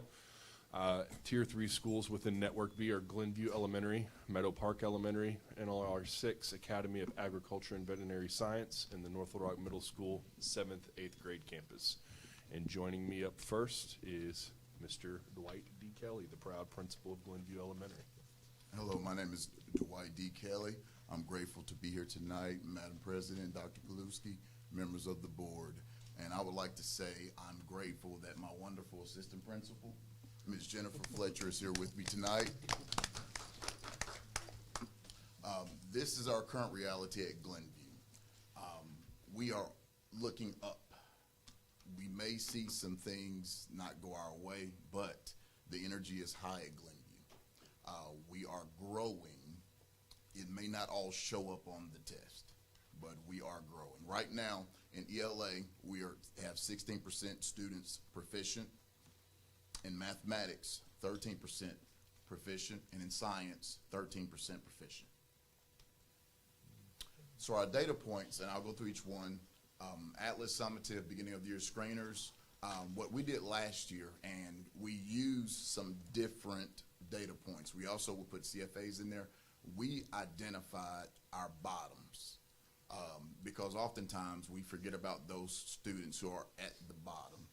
And so we made sure we put names to faces, and oftentimes those kids, we want to make sure that we have names on paper so that way we can identify them and also challenge them every single day. In oral fluency and core phonics, our Tier 2 and Tier 3 instruction with dyslexia in small groups, they were a big help. And also, we are a PLC school where we rely on PLCs and collaboration. We would not be anything without our collaboration on our campus. With our interim assessments for fall and winter, we use those to further identify and pinpoint where students are, and we use Tier 2 and Tier 3 instruction, and also we had the opportunity to be a part of the HIT grant, where in math we had some consultants to come in and help out. And so what they did, they helped our teachers plan. They also modeled for our teachers, and also they pulled small groups for with our students. Also, we implemented Charger Academy, which is an after-school program that we piloted in February of last year. The weather was supposed to start sooner, but some things kept us from doing it sooner. But we did that after school, and we saw some great results doing the Charger Academy after school. Our classroom walkthrough data, we're always in classes, so that way we can bring it back to our PLCs and have some conversations concerning alignment. Our attendance data, we are in direct communication with parents. Oftentimes, we have parents who, if you try to reach them, they may not answer the phone. And so we have to reach them where they are. Go to the door, or while they're at our doors signing their children in, and just talk and have conversations and build positive relationships with them to challenge them. Our behavior data, last year we had PBIS, and PBIS is a wonderful thing at our school. As always, we have our kickoff and we celebrate, and we make sure, ensure students, they understand what we expect at Glenview. And we have what's called a behavior intervention tracking system, where all students, we don't have to wait until they get a loan form. We can try to intervene before anything gets out of hand. This year, we use the data now. As I said in the previous slide, we revised our schedule to create a win time, what I need this year. This is something new to our campus, so that way we can have all hands on deck. So we have our Tier 2 time and our Tier 3 time and win time. We have others on campus. They're pulling small groups as well. We are blessed to have our wonderful music teacher. She's a former alternative learning educator in small groups, so she can pull small groups. Our PE coach, she is a former first and second grade teacher. She can pull small groups. And so we have a lot who are willing to do whatever's necessary to make sure students succeed on our campus. Our LEA Insights, we're able to use data points from screeners and interims to make instructional decisions. We want to beef up our Tier 1 instruction. We have some teachers who are younger. They need the help and they want the help. And it's great. We're grateful to have them on our campus because they want to get better at what they do. And the only way we get better is to make sure our teachers get better with Tier 1 instruction. With Atlas, beginning of the year screeners, the Atlas fall and winter, we plan this year to begin Charger Academy earlier in the year and offer it the first semester and also the second semester. Also, we're planning to be able to utilize the HIT grant to get some more help on our campus to help push our instruction forward. We have a great relationship with Kids First. Because we have a high SPED population, we want to make sure that our SPED teachers, they get the support that they need. And I must say, I'm grateful for Dr. Stoll and her team. I'm grateful for the curriculum department because they do a great job supporting our school. Our classroom or walkthrough data will continue to be in classrooms. We'll continue to support our teachers and give positive feedback, make sure that we have positive instructional data that we're looking at. Our attendance data, we still make direct communication and also intentional tracking. Where are the problem spots with our attendance? Who's missing, who's not here? Making sure that we reach out and we utilize our wraparound service specialists and also our front office staff. Matter of fact, we have a wonderful front office staff at Glenview in which they will do whatever's necessary. And just a little, we have one staff member, she knows everybody in Glenview. And she's related to a lot of people in Glenview. And so guess what? We just don't depend on one person to make phone calls in regards to attendance. We use everybody. We want to offer incentives. What better way to make sure our kids are at school than to make sure that they know that they can earn some things and also challenge their parents. With our behavior data, we will continue to utilize PBIS. We will continue to utilize our common language. Oftentimes, we adults, we say the wrong things when we're trying to correct students. We always refer back to our behavior matrix. That gives wonderful talking points, and we have 4 expectations at Glenview: great attitude, respectful, on task, work hard. If you do those 4 things, you will have a great day at Glenview. Also, we want to make sure we continue to track behavior. Who are those students? We need to tier them as well so that way they can get the services that they need. And our theory of action. And I have to read down here because I can't see up there. Our theory of action, we believe if the instructional leadership team provides these supports for teachers, work collaboratively to provide resources and support, that means training, database decisions, also weekly PLCs, math literacy focused small group instructional strategies, and if teachers make these instructional moves, school-wide expectations, teach, model, practice, reinforce. I'll say that again because it sounded good to me. Teach, model, practice, reinforce, and utilize the HQIM and utilize best practices, meaning collaboration, and also fully engage our student body, then we will meet these goals. We plan by 2026 to increase percentage of 3rd grade through 5th grade students proficient in ELA by 8.4%, and in math, we plan to be proficient and improve 8.7%, and in science by 8.7%. And my assistant principal and I, we were talking to our leadership team, and we just say we should be above 10% growth. We should be above 10% growth because we have had some success stories on our campus. You may not always see the data, but this past summative, our 4th grade cohort, 25 of those students grew a level in math. And in science, 22 of them grew a level in science. And we had a success story where we had a student, kindergarten student, started in the self-contained classroom. And then we started to push her out 4th grade and then 5th grade. She was one of the students who scored a level 4 on assessments. And so there are great things going on. And oftentimes, you may not always see it in the data, but there's growth going on at Glenview. You have any questions for me? This is Daddy. Okay. I just want to say I love you all's energy. The dynamic duo over at Glenview. Y'all are hilarious. It will come.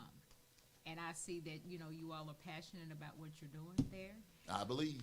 And I hear this familiar sound of the late, great Don E. Kelly down up in there somewhere. So it's coming out. So I know it's gonna come to fruition over there at Glenview. Great job. Thank you, ma'am. Ms. Williams? Mr. Kelly, did you show your students that profound video you had on YouTube? We grow here? Yes, ma'am. How frequently do you show it? We utilize what we call computer lab, and we still keep it in rotation, former STEAM lab, but we keep it in the rotation, and we have that class, and in the first 2 weeks of school, we always focus heavily on expectations. We focus heavily on making sure students understand why we're here, how we do things at Glenview, and what we expect at Glenview. Because you have to think about it. You cannot expect children to automatically know how to do what you expect of them at school. Everybody comes from different households.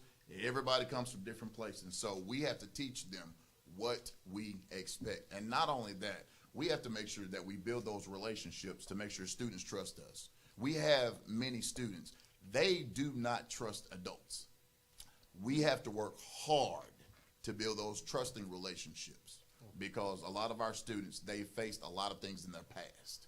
And so we have to make sure that they know we care about them, we love them. Well, I just said it because I know all your signs now.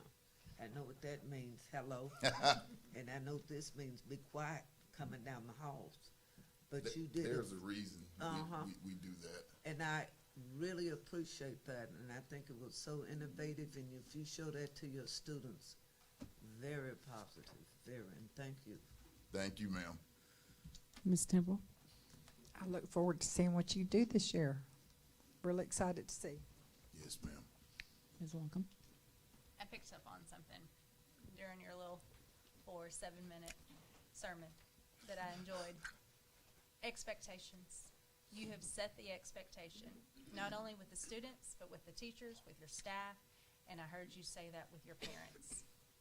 So that alone, well done. Because setting that expectation is sometimes difficult. It makes for hard conversations at times. And you just said it. We've got some distrust. We can overcome that. But we've got to build that relationship. And comes with building that relationship is setting that expectation. So thank you for that. Good job. Yes, ma'am. Thank you. I guess I could use that same word. You obviously set expectations at that school, and your teachers are all on board. I know that. So I see great things coming. Thank you, It's ma'am. just the timing here, right? Yes, Great- ma'am. great Grateful things are for the coming. team we have at Glenview. They are awesome. Yes. I'd like to get with you and your leader there to talk about that Charter Academy another time, okay? Yes, sir. Thank you. I just love the energy. And energy is contagious. So keep that energy going. I love The it. kids deserve it.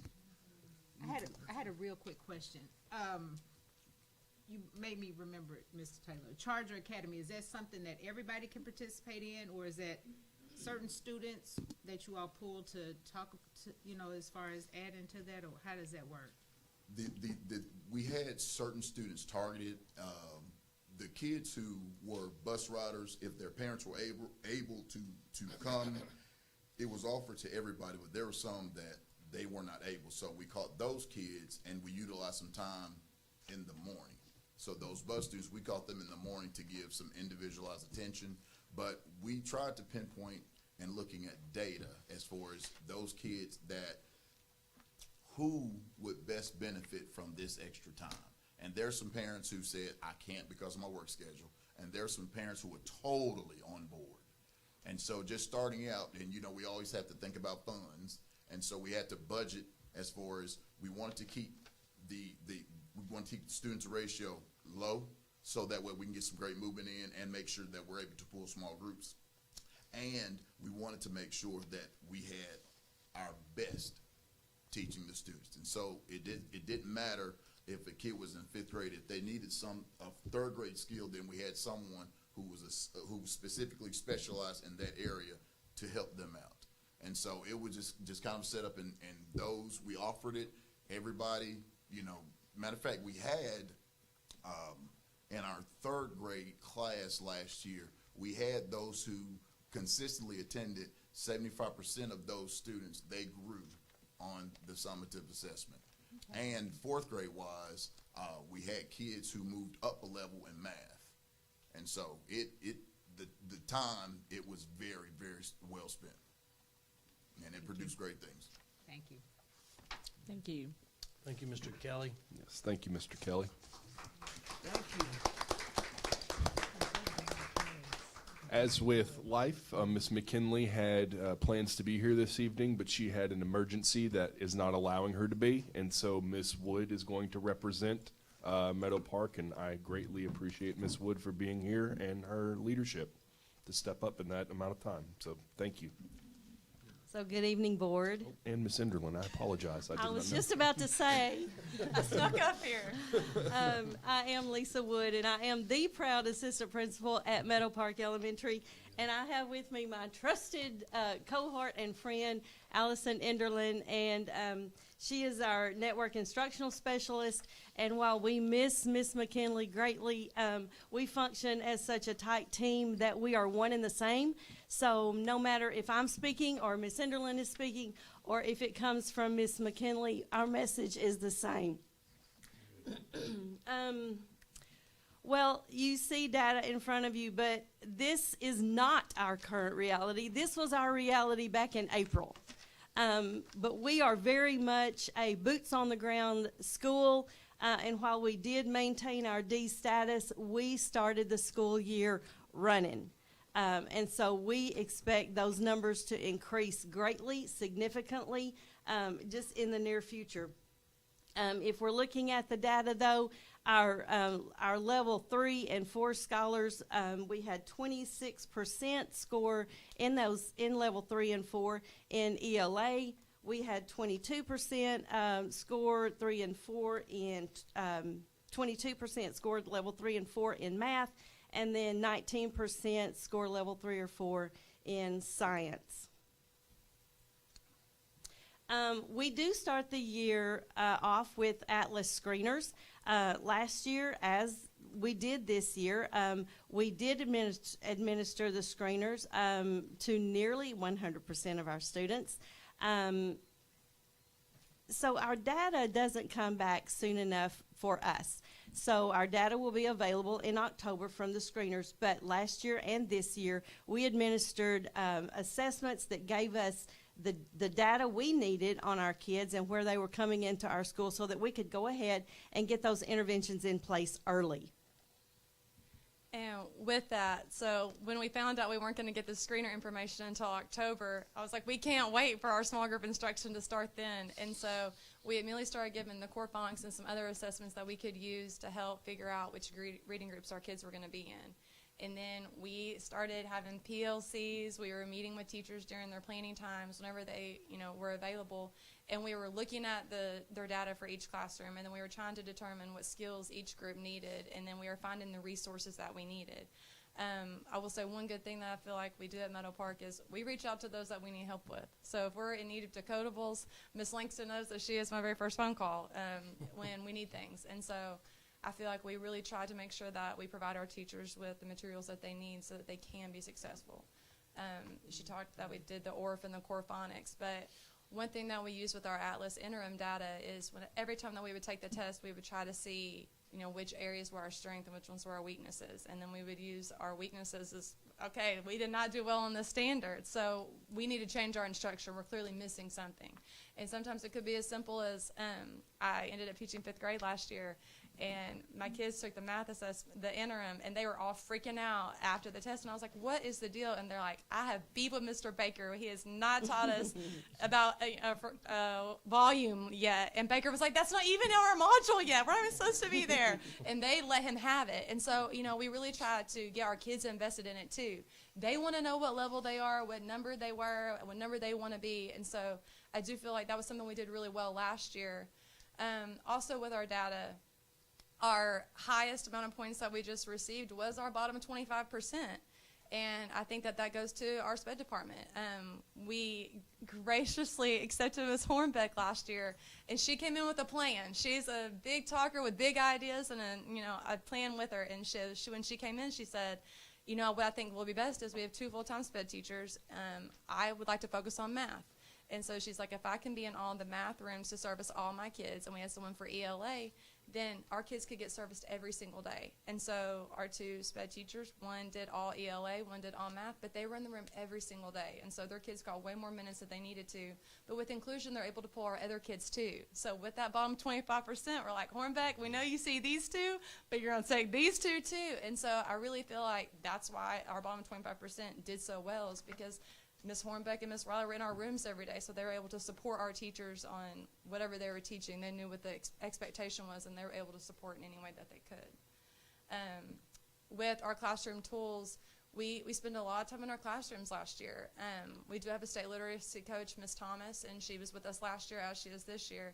And so Ms. Thomas, Ms. McKinley, and I would often do walkthroughs together. And so we would go into rooms, and we would all sit in different spots by different kids, and we would take notes on what we all observed. And then we would debrief after. Well, the 3 of us we would see a lot of the same things, but then we were always getting something different out of it too. And so that helped the 3 of us kind of figure out what our baseline was and what we needed to be working with our teachers. And so I think the 3 of us working together, and so y'all were asking earlier, how do y'all make sure that y'all are all providing the same feedback? Well, the 3 of us met regularly and were debriefing so that we were able to communicate the exact same things with teachers. We didn't want, Ms. Thomas and I, because we're both the coaches, we want to make sure that we're on the same page, and so that she's not saying one thing and I'm saying something different. And so we very much provide a united front. Do you want to touch on attendance? Yeah, and I just want to say, from last year to this year, we don't feel like our data is being used significantly different, but the level of rigor that we use to analyze the data and to communicate that data with teachers, I feel like that's where the biggest change is. We have to make sure our teachers understand what these numbers tell us.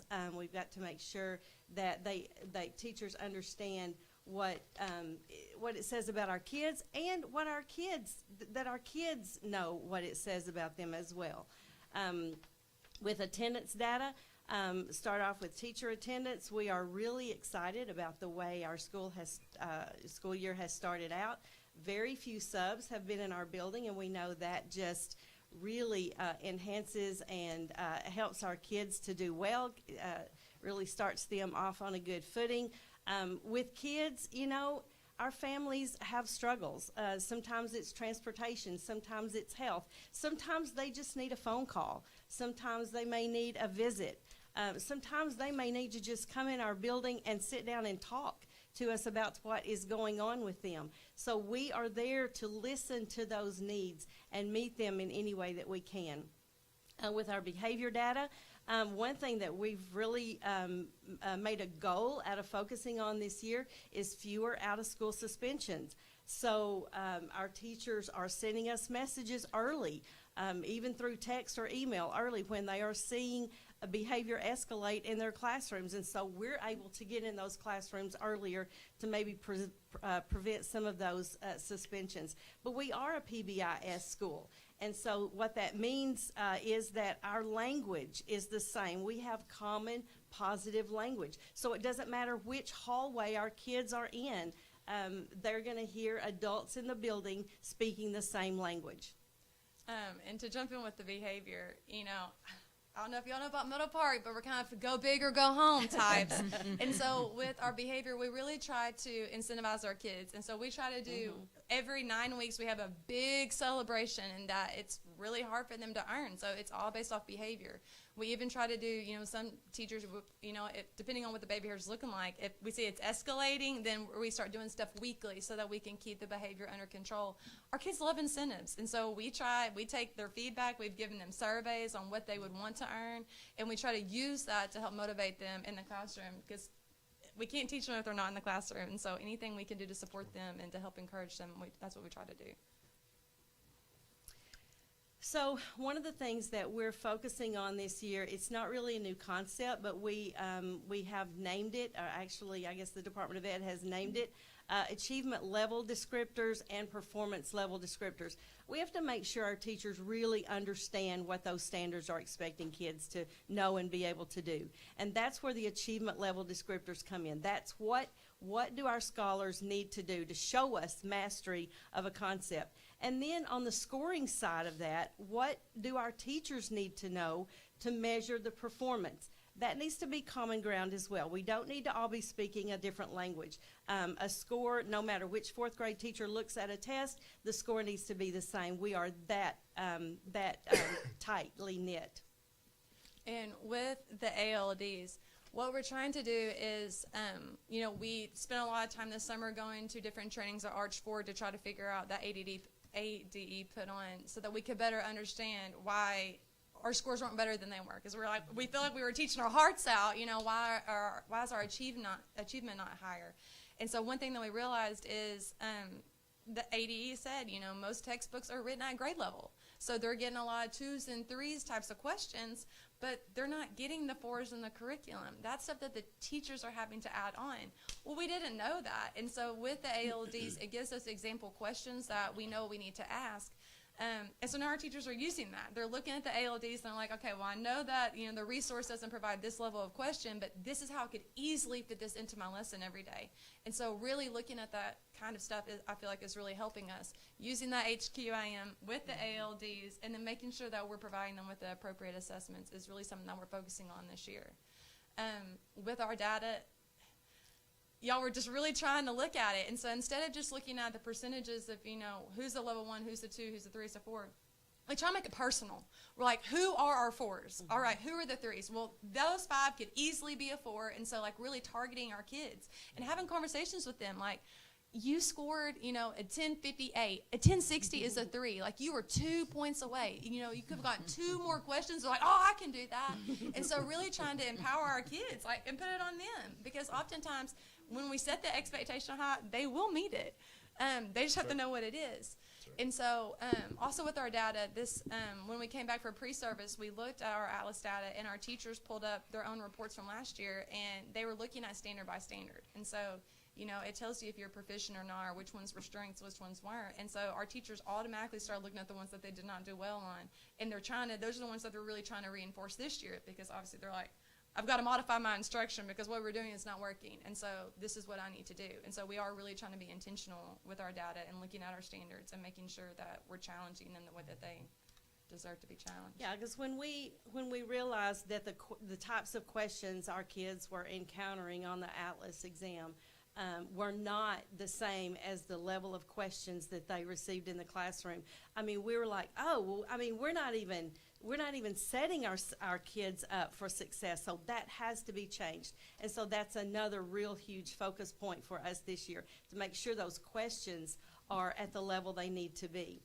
Our classroom walkthrough data, we will continue having those classroom walkthroughs daily. We do have a lot of new teachers. We have a lot of teachers who didn't choose education as their first path, but they have that strong desire to be in our school. And we love their energy. We love their desire. We love their pursuit of learning a whole new career. And so we are there. It's a lot some days, but we are there to support them, and we are there to make sure that they realize the success that they can realize. So attendance data, we're continuing to make it a priority. We use our RAP to make phone calls, make sure that we are celebrating those kids who do come to school like we want them to, and then behavior. one thing we're doing is making sure that we get those plans in place early for kids who we know need it, whether it is through school-based mental health, or whether it's a behavior incentive plan, or whether it's just, having a person to go to. We do check-ins in the morning with our kids who need that. Anything we can do to make their day start off on a good note, because if we can get that day started well, then we have a lot greater chance of ending it well. I'll just tell one quick story. We had one little boy who had not been to school ever, had really not had much socialization in his life. He came to us 5 years old, started kindergarten 2 weeks ago. I'll just say the mornings were a real challenge, and he made himself known all over the building every morning. And I told Mom, I said, look, give us a couple of weeks, it'll be okay. We've just got to be consistent. 4 days later, that little guy was jumping out of his car, running to our back doors, into the building and to the classroom by himself, where we would practically have to carry him, pry him from his mom's arms. And I'm not kidding about that. She's really when I say it was challenging, I'm just with a smile. It was real challenging. But just to see that little guy make the progress he did in 4 days, and he is the happiest little guy in the building now, and it just, it's like, okay, we really can do this. We really are doing this. So we're just going to keep on keeping on. And I will say one other thing that we're doing is, Miss McKinley and Wood, though they are the leaders of the building, they're not afraid to get into the classroom. They both have been modeling lessons and meeting with teachers one-on-one. I mean, we kind of do whatever we need to do. So if we need to be in the classrooms, that's what we do. We have a new 4th grade math teacher, and she is so eager to be the best teacher in the whole wide world, and she is so afraid of letting these kids down. So she and Miss Wood meet regularly. Miss Wood has gone in and modeled for her, and they debrief after, and I just feel like because of their support, it's going to make all these new teachers want to stay because they feel supported and they're getting what they need. So I know she would never say that about herself, so I had to throw it out there. But you said it, we just all do what we need to do. Sometimes that's clean the tables in the cafeteria, and sometimes it's model a math lesson for a teacher who just needs that extra support. So what does our theory of action look like? If the instructional leadership team provides these supports for teachers, which include intensive training, data reflection tool, and we are going to use that data reflection tool, which is really kind of a worksheet type thing, that it's a guide that helps teachers look through data, analyze it reflectively, and I feel like it's going to be really beneficial because it brings out those things in data that we might overlook if otherwise. And then, of course, PLCs are always targeted to our greatest needs. I can't read that. Detecting correlations between HQIM instruction, activities, and assessments. If those things are not aligned every day in our classroom, then we are missing the boat. There has to be tight alignment that everything ties back to that standard. If the teachers make these instructional moves, which include greater accountability, common scoring, like I mentioned a minute ago, we want, no matter who's doing the scoring, it needs to be consistent. Peer observations, we already have those in place. Teacher voices through PLC.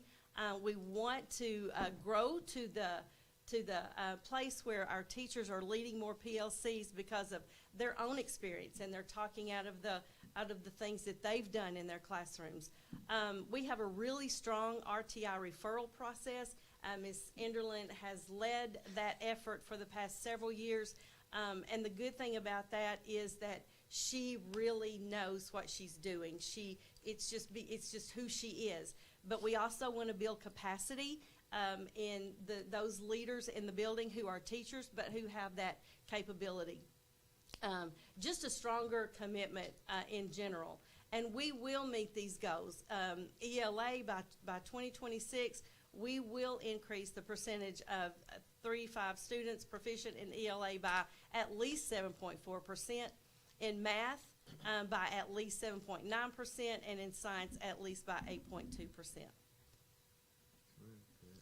Ms. Person West? I don't have any questions. I just appreciate you all's energy, and I like the fact that even though administrative-wise in the building, that you don't mind getting in there in the classrooms and helping out, and each one teach one, I guess, if you will. So it's just kind of, maybe where you can help somebody else to make them better, and I like that. Thank you for that. Thank you. Teaching energizes me. It is my favorite thing to do. And so when I get in classrooms, it's a good day. I like to hear that. I really do, because, and I watch my mom. She's 74 and she's still in the classroom. Well, she'll be 74 next week, but she's still in the classroom because she actually loves it. And she'll retire, and then I'm not going back to class. And then next thing you know, she'll take a year off and she's back teaching again. But she absolutely loves it, and that gives her a zeal and just a great energy about her. So I appreciate that. I applaud her. Ms. Williams? I just want to say, I know that you have 400 plus students down there, Meadow Park. You all have been doing a great job, and I want to ask you, how many cheerleaders did you have the other day? Okay, well, I said I wasn't going to take more than 30. When I brought the and school supplies to you. we've got 39 now, so I have a hard time saying the word no. And what I'm saying is, I watch you all, matter of fact, I watch all of you all on social media, and you had those cheerleaders actually trying out like it was professional. What I'm saying, you all do activities one day and then you put your academics on the next day. That's what I love about it, to show they're having fun, but they're learning. And you, young lady, I hope you don't leave the district, because every time I see you, you're full of energy. That's You're right. energized. And what is your position? You got a new name. It changes every year. No, I'm just kidding. I'm the network instructional specialist. Okay. / fourth grade teacher, / fifth grade teacher, / whatever teacher. I do also end up in the classroom every year. But I just want to say, keep your positive attitude up with those 39 cheerleaders that you got. That is just remarkable. Thank you. And I don't know, and by the way, I'm going to give you some money for some uniforms, too. Please, we will take anything we can get. After school snacks, I don't know if anyone's looking to donate any snacks, but we're very available these days. Hey, listen, we'll take girl, anything. I'll help you get some stuff, okay? Please, help us out. All right, and I want to thank you all for the positive work and the numbers that you have. You all are doing a great job, and keep up the good work. Keep it on social media and let the people know what you're doing. I got all these schools, elementary schools. I enjoy looking at the positive things that you all are doing. And I enjoy We it. appreciate all your positive comments, too. We do. It's appreciated. Thank you. So active on social media. More than me. Well, I'm going to say that every time I go to Meadow Park, it feels like a home. And you can tell that you all are very much together in your leadership, and it just flows all through the building. Thank you. So the key words I heard were alignment. Alignment of knowledge and expectation, and all hands on deck. So that's your testimony tonight. Well done. Thank you. Ms. McLean? Yes, your presentation has just kind of blown us out of the water here. Yeah, full of energy, and everybody's pitching in wherever they're needed. You can't ask for any more than that on every campus, but I'm hearing that on all campuses. And I can remember when a few years ago I was saying TTWWADI, that's the way we've always done it. Y'all are not doing that. The schools are not doing that. That's very evident from the presentations tonight, that you are making changes. You see that you have to make the changes, and you welcome those changes because you know that you're helping the students. So thank you very much. Thank you for those comments. Mr. Taylor? Thank you very much. I enjoyed it. Well, I don't know how you're going to top it, but I can't wait for the superintendent board luncheon. Because one thing for sure, Meadow Park always shows up. Oh, and McKinley shows is out. already working on it. Don't you worry. She is really trying to think outside the box this year. Always. I love it. Thank you. Great job. Thank you, Ms. Wood. Thank you, Ms. Enderlin, for being here. Proud to get singing in here. Ms. Harrison, proud principal of NLR 6 Academy of Agriculture and Veterinary Sciences. Good evening. Good evening. I'm Larissa Harrison, the proud principal of North Little Rock 6 Academy of Agriculture and Veterinarian Sciences. And I am alone tonight so that my people can rest. Okay. All right, so let's take a look at our 24-25 Atlas data. What you see there is where we were, and we are moving and working towards moving these numbers in the right direction. So last year, for ELA, we had 6% of our students level 3 and level 4. In mathematics, we had 10% of our students in level 3. And then for science, we had 8% level 3 and level 4. Okay. So last year, how we used our data then to drive our instruction. So we did some intentional grouping, but we used our grouping with our district screeners that we have, like our oral reading fluencies and those things that we do for the district. We created an Atlas boot camp for literacy and math when we came back in the winter. So Mr. Love and I worked on math, Ms. Rhodes and Ms. Bones worked on a literacy plan for 3 through 5 for the teachers to work on and with the students in addition to what they were doing inside of the classroom. For our oral reading fluency and core phonics, we had support with the HIT grant.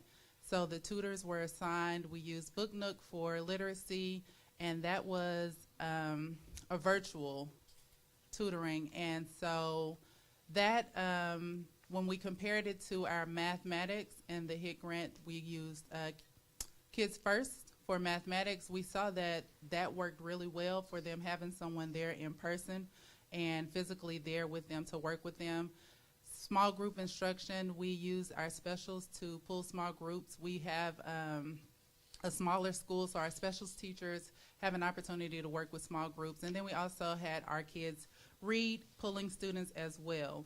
And then how we used our Atlas interim assessments, we identified the standards that appear to be struggles, and then we created interventions based around that. And so I mentioned that we used our Atlas Bootcamp. Mr. Love and I worked really hard with our math, and so we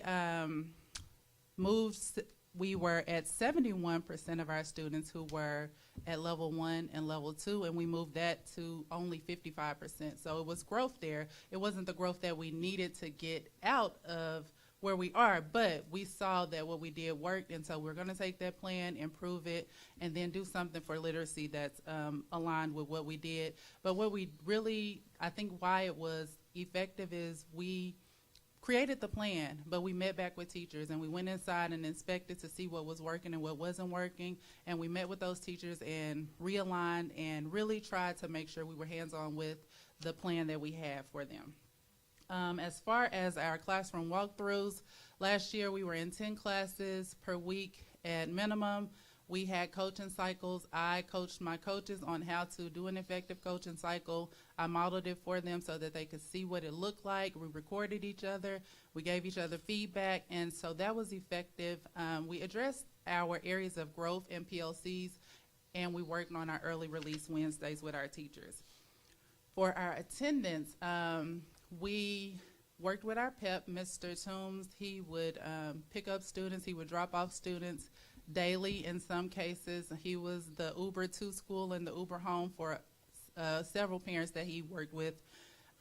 We provided incentives for that, and then we work with teachers on student engagement. A lot of the reason why our students don't come to school or didn't come to school is because of the engagement inside of the classrooms. Unfortunately, a lot of our kids have a choice on whether or not they want to come to school, and so if we're not giving them something to show up for, then a lot of times they will choose not to come. And then with our behavior, we adjusted our visibility. I know that when I first started off, I started off in a different type of way. So when I first started as the assistant principal, I set up a station at the end of our main hallway, and I had a desk there so that I could see what was going on in the building. I just believe that visibility is important. So last year we transitioned to carts. We work from carts. We are posted up in the hallways. Kids see us. We are stepping in and saying, hey, let's fix the line, let's do this. If a teacher is struggling, we can hear it, we can get to it quickly. And so we're supporting teachers in real time. And we've taught teachers how to monitor and correct behaviors and redirect behaviors, because a lot of times teachers just don't know that if you get it before it gets out of hand, you don't have to worry about trying to round it up once it's gone too far. So for this year, how we're using the data now, we have started working with intentional grouping based on our students' individual student reports. We have that data. We know how to look at it. We're working with teachers on unpacking those standards and teaching them how to increase the rigor with the lesson internalizations. We have our state coach there. She's working with our teachers side by side. We're working with them. And so we're really trying to teach them how to use the HQIM to really teach our students what they need, because our Tier 1 instruction is what is super duper important, and we have to get them to where they need to be. We have our LEA insights. We've identified our 25%. We're working with our teachers to identify the baseline. In our principals meeting, Dr. Paluski introduced the root cause analysis, and we did that in PLCs. Teachers really enjoyed getting to the bottom line, that this is where my issue is, and it took some work, but there were a lot of aha moments for teachers in doing that, especially when it came to the behaviors. When we talked about behaviors, yeah, we see this behavior, but at the root of the behavior, it's me. It's how I'm managing my classroom. It's the environment that I'm creating. So for teachers to really identify that a lot of the issues that we have start here with us as the adults. And I think that is a great reflection for them, because then they know that I have to go back and work harder for my students, because it starts and ends with me. The beginning of the year assessment and screeners, we have all hands on deck. I have a group. Ms. Hilliard, our network instructional specialist, she has a group. Mr. Love has groups. Our special teachers are working with groups. We even have the Busted Knuckles Corvette Club. Mr. Dotson came into me Tuesday and was like, I need some books to use with these boys, because we got to get them reading. I've looked at their scores, and I really want to help them with reading. And so when I say everyone is trying to work towards the same cause, that's what we needed, and that's where we are, and so we just have to maximize on that. We are going to start our boot camp earlier versus starting it in January. We're working on the plan to get it started now, providing the HIT grant with the Kids First support for literacy and math. Ms. Langston has been working on that, and we're really excited about that because we saw a lot of growth through Kids First last year. And then just progress monitoring, checking on our kids and seeing where they are. Classroom walkthrough data, coaching and feedback is where we are going to, and we'll always see the biggest improvement with teachers is going in the classrooms, seeing what we can see, giving them something that they can work on, and then going back and inspecting that to make sure that they truly understand and they're working towards small goals so that they can accomplish big things. Identifying the levels of support needed. Not all teachers need the same support. So really being vocal about what they need, and then us going in and identifying the needs as well. Collaborating with our state coach. We have a great state coach. She's in the classrooms working with teachers on their growth. And then we also just have really great teams this year. And it has been a long time coming for our building to have groups of teams that really work together, gel together. And I'm not just talking about the kindergarten team, but the K1 hallway as a team, working together, the 2-3 hallway as a team. And that was my praise to them last week in PLCs. It's just refreshing to see groups of people working together for a common cause, and not just in silos or in islands, but as a whole team. And then our behavior data. The RTI behavior, we're really working with our RTI piece, and we have met identifying which students need some additional support so that we can help those students. Partnerships with parents. Our parents are really trying to work with us. And we have parents that are on board who are checking their dojos, who are checking in with me in the morning. I'm the first person that kids see when they get to school because I get them out of the car, and I'm the last person that they see when they leave because I put them in the car. And so I have conversations with parents and students every day. And the community partnerships, we have people who are really there to try to help us fix the behavior issues that we have. The Corvette Club is working with us. We have mentors coming in. The Dream Team comes in at lunch and works with the students. So really just having everyone on board to work with us has been beneficial, and I know that it's going to be even greater as we move forward. And I think I skipped attendance, but we have our wraparound support specialists working with our families. Again, I'm there in the mornings when they get out of the vehicles and when I get them in. And so in the mornings, I have parents now like, how many minutes do I have? Are they late? This morning I actually had a parent who brought half of the students to school, but the others wanted to walk. And so she said, I don't know where they are, but how many minutes do we have? And so I watched her go over to Stubby's, the daycare. They were still walking, and she put them in the car and brought them back so that they could make it on time. So they're working with us because they know that the sign says, oops, you're late at 7:45, and so they're trying to get there before that happens. But just knowing that the students are there really working to be there, and they're on my attendance. I came to the principal's meeting and got back after they had left because it was an early release day, and the next morning they were like, why weren't you at school? And I was like, I was here, but I was here after. So they're looking at our attendance as well, and we have, our teachers are showing up, and I am grateful, and I just want to keep the momentum and keep them motivated as we go through the year because I know that we will do great things. So if the instructional leadership team provides these supports, then teachers will, they're going to grow. Coaching cycles, we are really working on our coaching cycles, our PLCs, team planning time, and just focusing on specific tasks, small chunks. Professional development, making sure that they know how to effectively use the HQIM, and then looking for the structures of learning and the assessment and differentiation within the classrooms. Our instructional moves, if our teachers make these instructional moves, which is high quality instruction, we need high quality instruction for our students using our HQIM. And then intentional alignment, intentional lesson alignment. Just really making sure that we are using those descriptors and we're teaching to the highest DOK levels.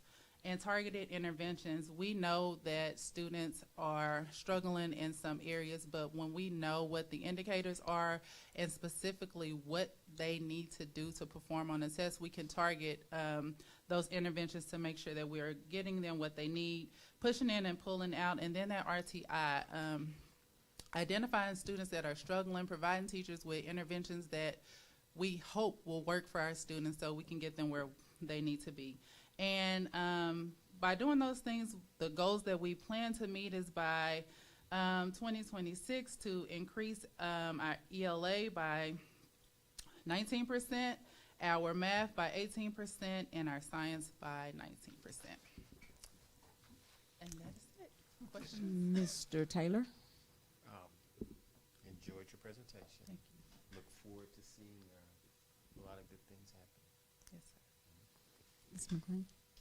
I think it'd be fun to show up at your school every day and have you greet me and get me out of the car and then put me back in the car. I love that idea. I just think of that and these little kids and how I can remember when I used to think that my principal, you know, was straight from heaven to me or something. But I love that. I love hearing the things that we're hearing tonight from the principals. Thank you so much. There's no doubt that everybody on your campus is caring and loving with these kids, and it takes a lot of that too. So thank you so much.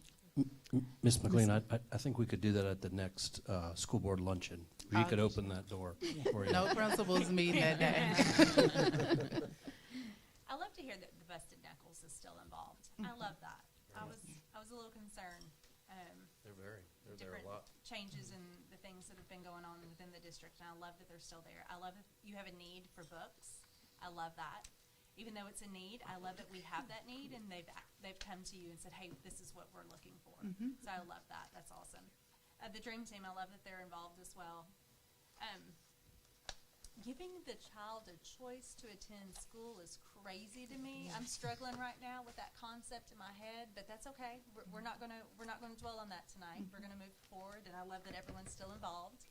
And I'm gonna look for some books for you as well. I think that's a great idea and great incentive. So that's awesome. So good things are happening, and I see your growth.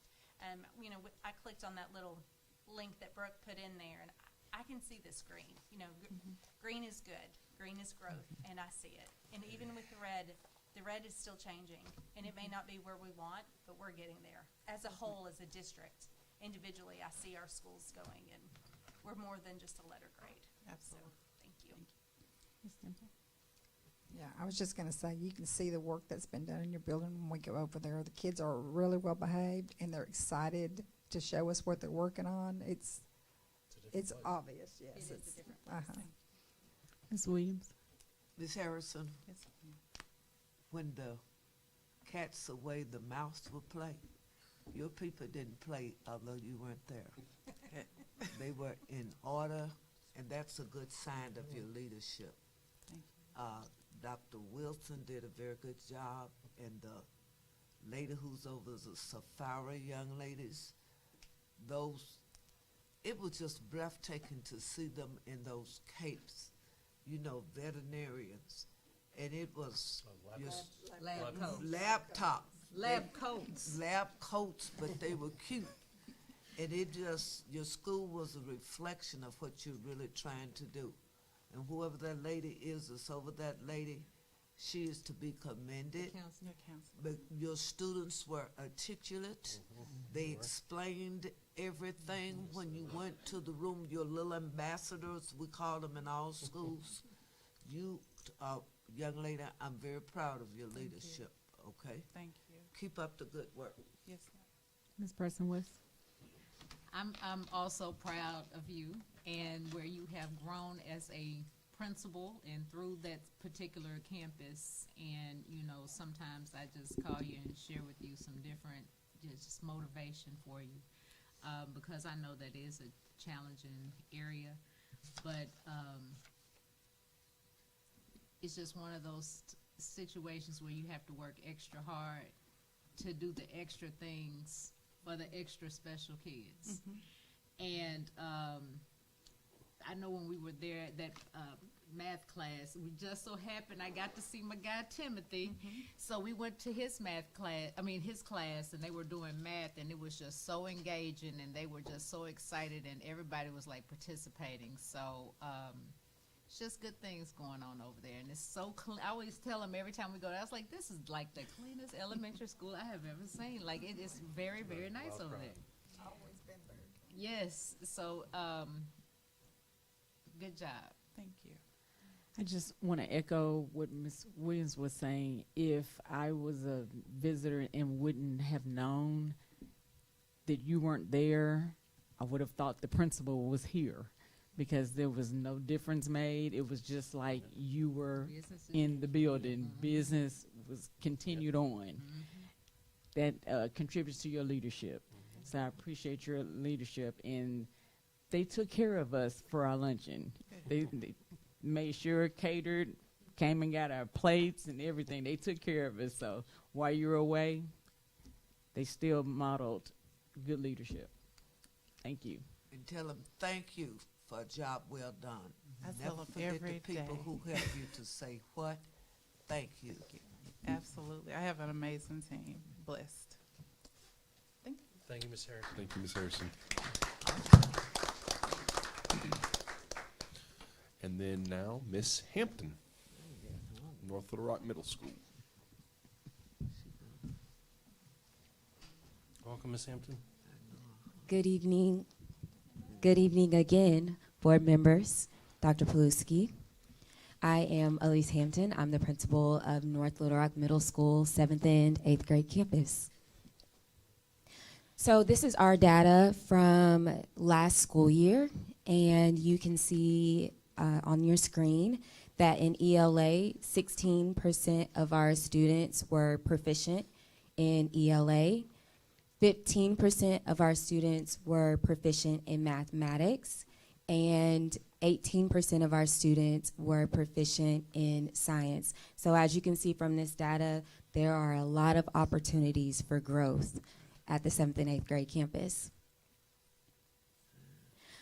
Last year, we used data in several ways.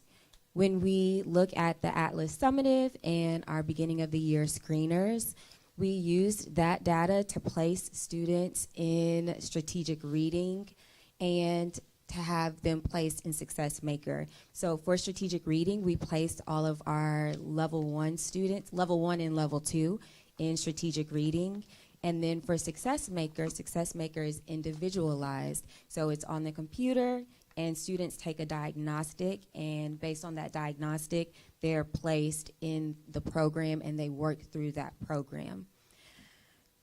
We also identified students who were in need of dyslexia intervention, so just building on that strategic reading intervention. So some students only need that strategic reading intervention, and we use our Read 180 program to offer that intervention. But then we had students who needed a more intensive support through dyslexia intervention, and so we provided that using Wilson Reading. For our Atlas interim assessments, we use that information to build a digital data wall. That was really important because that helped us get the data in a format that was really easy for teachers to look at and be able to have conversations with students. We also started the process of developing our CFAs, our Common Formative Assessments. So starting in January last year, we asked for our math, science, and English teachers to develop CFAs every 10 to 15 days to assess student learning. Those CFAs were tied to the standards, and they were based, and of course Atlas is based on those standards. So we were able to use that information to help us get an idea of where our students are more regularly instead of waiting until the interim assessments. We also provided coaching support to our teachers on a tiered support system. So much like our schools are tiered, in our building we tiered our teachers so that we knew what level of support they needed. So some teachers only needed us to be in there once a month. Some teachers needed us there every other week. And then some teachers needed us there weekly. So last year we did that with our walkthroughs. We also developed an implementation tracker. The implementation tracker is something that we update weekly in our instructional leadership team meeting. And so each week we come to the table, we talk about what we're seeing in classrooms, we discuss what are areas of strength, and we discuss areas for growth. And those areas for growth become our look-fors when we visit classrooms that week. And those look-fors are listed in our implementation tracker. And then as we visit classrooms, we document what we're seeing in classrooms. Then we use that information to inform the professional development that we provide to teachers. For our attendance data, we were providing consequences for students who were tardy. We had a major tardy issue, and so we started implementing lunch detention for students who had excessive tardies. Additionally, our PEP, well, she was a PEP at that time, Brandy Amberg, was providing direct communication to students and families who were chronically absent on our campus. And then finally, for our behavior data, we started a building-wide behavior log.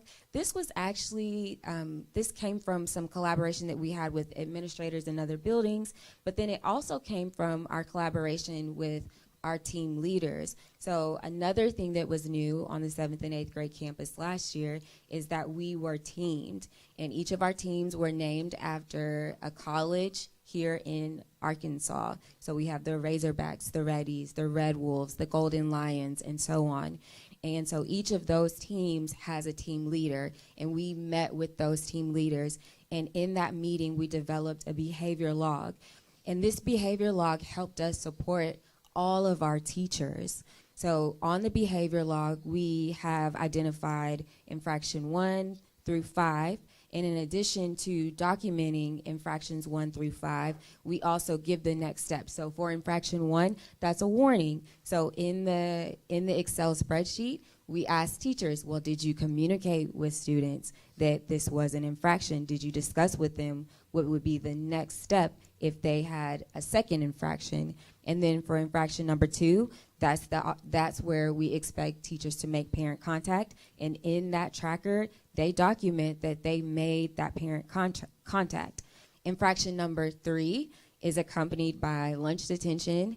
And we also do a counselor referral, because sometimes the repeated behavior is an indication that there's something deeper going on. So we want our counselors intervening and having a conversation to see, is there something deeper going on? Do we need to provide some more services and support to this student? And then for infraction number 4, that's where the team of teachers will bring together, they'll all get together and they'll have a meeting with that student and their parents, and they will develop a behavior plan. Our deans track our behavior plans. They're responsible for checking in with students. Some students were on a weekly check-in, some students were on a daily check-in based on their behavior plans. And then we also started our PBIS system. We used PBIS rewards. Students got points in PBIS rewards, and they were able to use those points to shop at our online store. So that was last year, and as I stated earlier, last year our focus was on leveling up, but this year we wanted to take it even deeper, and we wanted to focus our leveling up on the learning. And when we say leveling up our learning, that's leveling up not only the learning for our students, but that's leveling up the learning for teachers, that's leveling up the learning for our instructional leaders. So as I go through this, there will be parts where I speak to some ways that we're leveling up our learning so that we can better support our students. So we are still doing all the things that we did last year. We're adding some things. So one of the things that we did this year is we were more intentional about how we placed students on teams. So this year we made sure that we spread out the need among the teams, all the strengths, all the needs. We had our counselors. We had each of our students listed with what level they were on the most recent Atlas interim. We also identified whether or not they had a 504 plan, an IEP, or an LPAC. And we spread those students more evenly among the teams so that there's not one team that has all the need and there's not one team that has all the strengths. We spread that need out this school year. Additionally, we refined the way that we were identifying the students who would go into strategic reading. So this year, we only placed level 1 students in strategic reading. So if they scored a level 1 on their Atlas, they went into strategic reading. What has been really interesting about that strategic reading class is that at the beginning of using Read 180, students have to take the NWEA because that helps us place them in Read 180. Well, when we started looking at the data from the students who had taken the NWEA because they were in strategic reading, what we found is that we had students who had Lexile levels that were above grade level. That was profound because what that means is we had students reading above grade level, scoring a level 1 on the Atlas. And that provided an opportunity for our strategic reading teachers to have conversations with those students and say, you are in this strategic reading class because you scored a level 1 on your Atlas assessment. But when you just took this NWEA, the data is showing that you're above grade level. What happened? And what that said to us as a team is that we had to increase our motivation to our students because that communicated to us that we have students who can do it and they just didn't feel like it. And so we are increasing our motivation to our students so that they'll give full effort on the assessment and show, yes, students at the 7th and 8th grade campus can.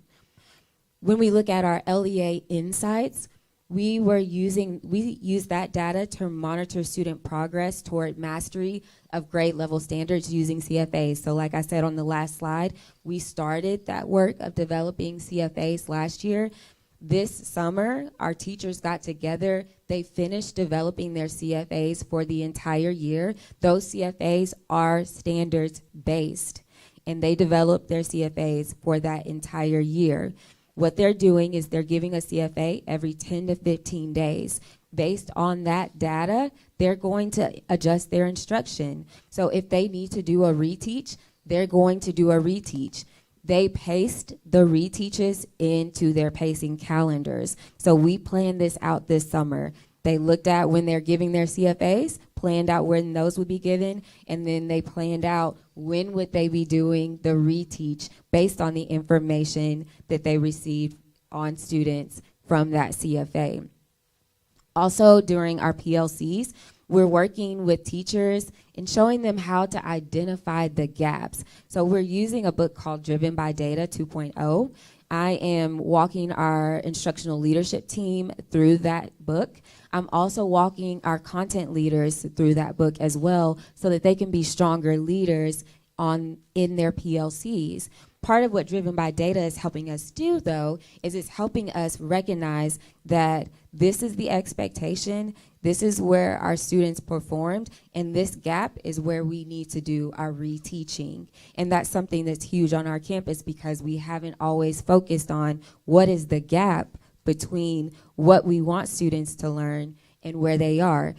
Additionally, we hadn't previously been clear on what we wanted students to learn. We knew, we have this HQIM, our curriculum that we need to make sure that we're going through, but we hadn't really had deep conversations about what we want students to learn. So now weekly in our PLCs, our teachers are doing a know and a show chart. And with that know and show chart, they're identifying what do our students need to know and be able to do to demonstrate mastery on the standards that we're going to cover in this upcoming week. How are we going to teach these standards? And then how are we going to assess that the students have learned the standards? That is far more intentional than we previously were when we were just going by the book. Next, when we look at our screeners, we are, as we demonstrated earlier this evening, we are using our screeners to help us place students in small group intervention groups in our math lab.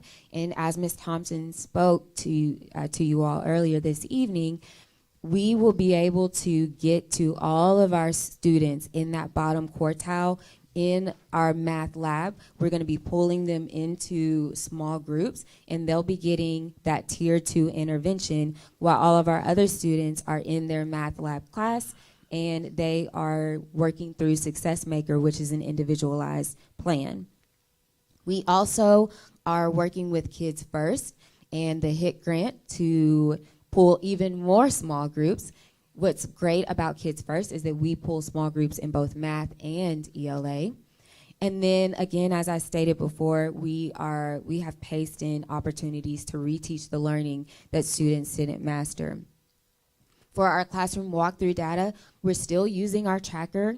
We're still providing tiered support to our teachers, but what we're doing differently this year is something that is based on a book called Get Better Faster.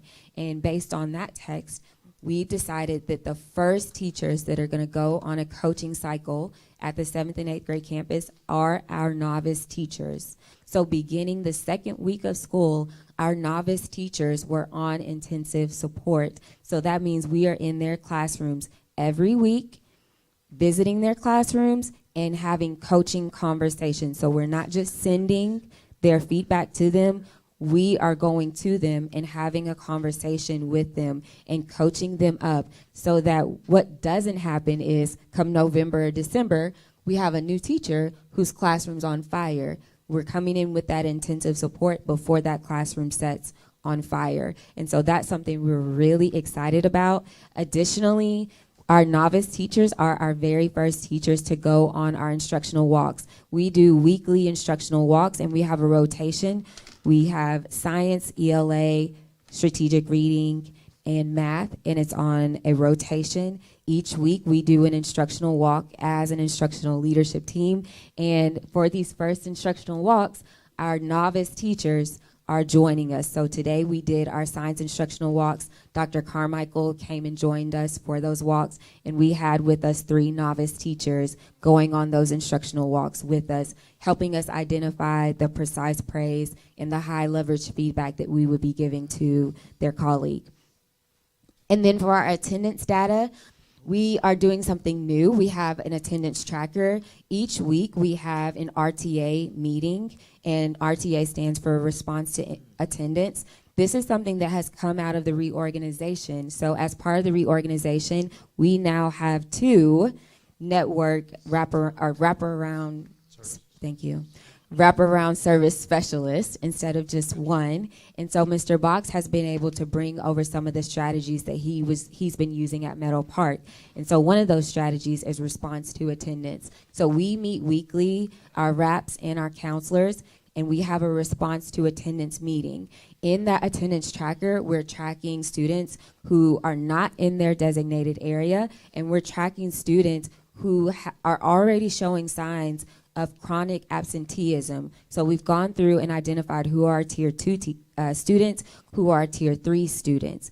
For our Tier 2 and Tier 3 students, we are going to have attendance meetings. We'll have our first attendance meeting next week. We pull them during this math lab time, because that's the time of the day when everybody's in the main building. We're gonna pull them to the library, and we're gonna have an attendance meeting, and we're putting them on notice that they're missing valuable instructional time. We're gonna have them sign an attendance contract indicating that they understand that they're missing valuable instructional time, and we're giving them an opportunity to set their own goals. And then what's gonna happen next is then our RAPs are going to meet with those students about their attendance plans that we're gonna be calling AIPs, attendance intervention plans. So I'm really excited about us being able to provide that support to our students and to our families. And then finally, for our behavior data, we still are using our behavior log, where we're tracking all of the interventions that we're providing students as it relates to behavior. We're continuing to do our PBIS system, but we're also making sure that we're doing a better job of tracking and celebrating student growth in all different areas. So we have advisory this year.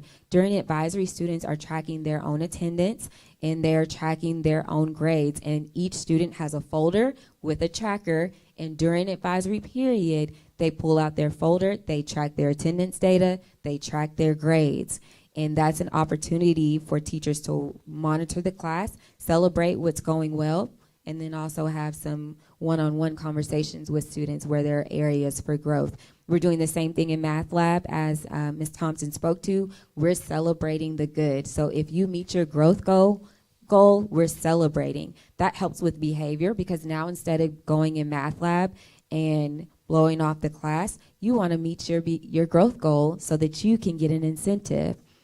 And then we're continuing to build in other incentives.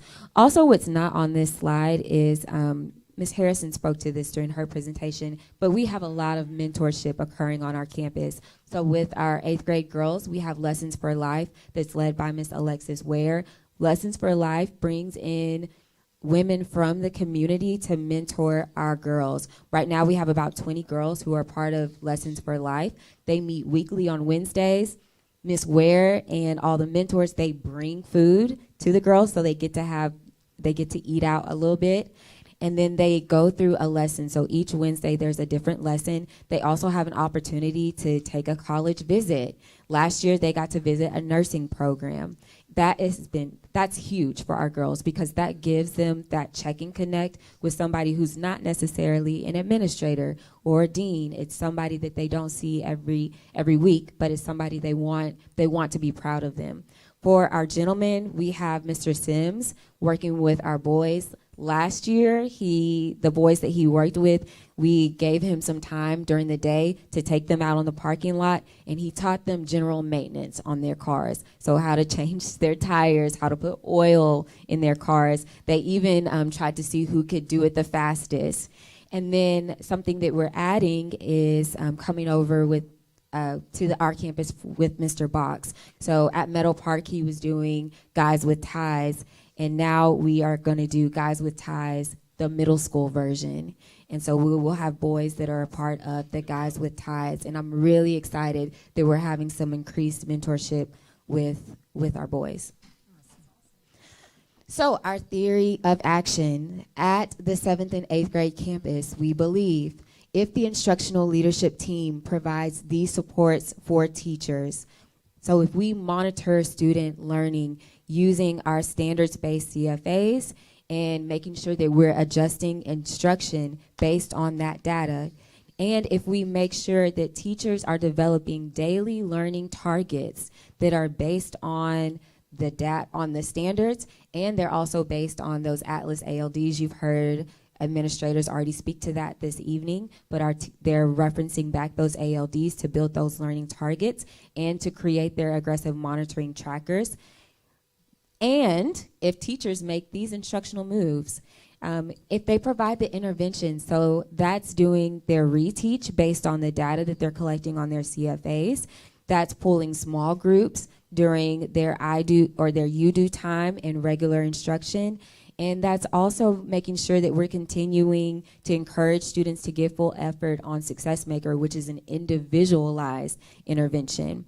And then also, if teachers ensure that their lesson plans are aligned to the standards, that they're engaging and get kids to want to be a part of that lesson, and that if they ensure that they're effectively implementing the gradual release model, that's I do, we do, you do, then we believe we're going to meet these goals. For ELA by 2026, we're going to increase the percentage of 7th and 8th grade students who are proficient in ELA by 8.3%. For math by 2026, we're going to increase the number of students who are proficient in math by 8.5%. And then for science, we're going to increase the percentage of students who are proficient in science by 8.2%. Mr. Taylor? Ms. McLean? You have a lot of things going on your campus, and I love it. I heard you use the word intentional a few times. I love that word because when you are intentional, then you're making sure that certain things are happening. Amen. And I can tell that they are happening. So thank you. Thank you. Ms. Wonka? It sounds like the teachers are learning just as much, if not more, than the students on your campus. So that's nice. Intentional, the behavior, the intention of curbing that behavior is nice to hear as well. So thank you for that. Ms. Williams? Ms. Hamilton? Hampton. Thank you. Yes, ma'am. I majored in English, by the way. I want to know from you, you gave us a superb report. The tracker, explain that to me. You say the attendance tracker. Yes, so what we're doing is we're using the tracker to tier our students. So the first column is we're identifying if they're tier 1, tier 2, or tier 3.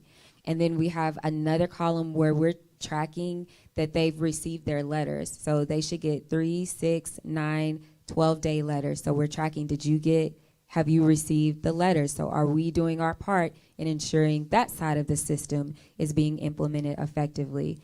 On the other side, we have our team leaders tracking if they've reached out to a family. So any student who is tier 2 or tier 3, I should see a check mark in that tracker that a team leader has had a conversation with a family and that they've documented using their check mark and by adding notes.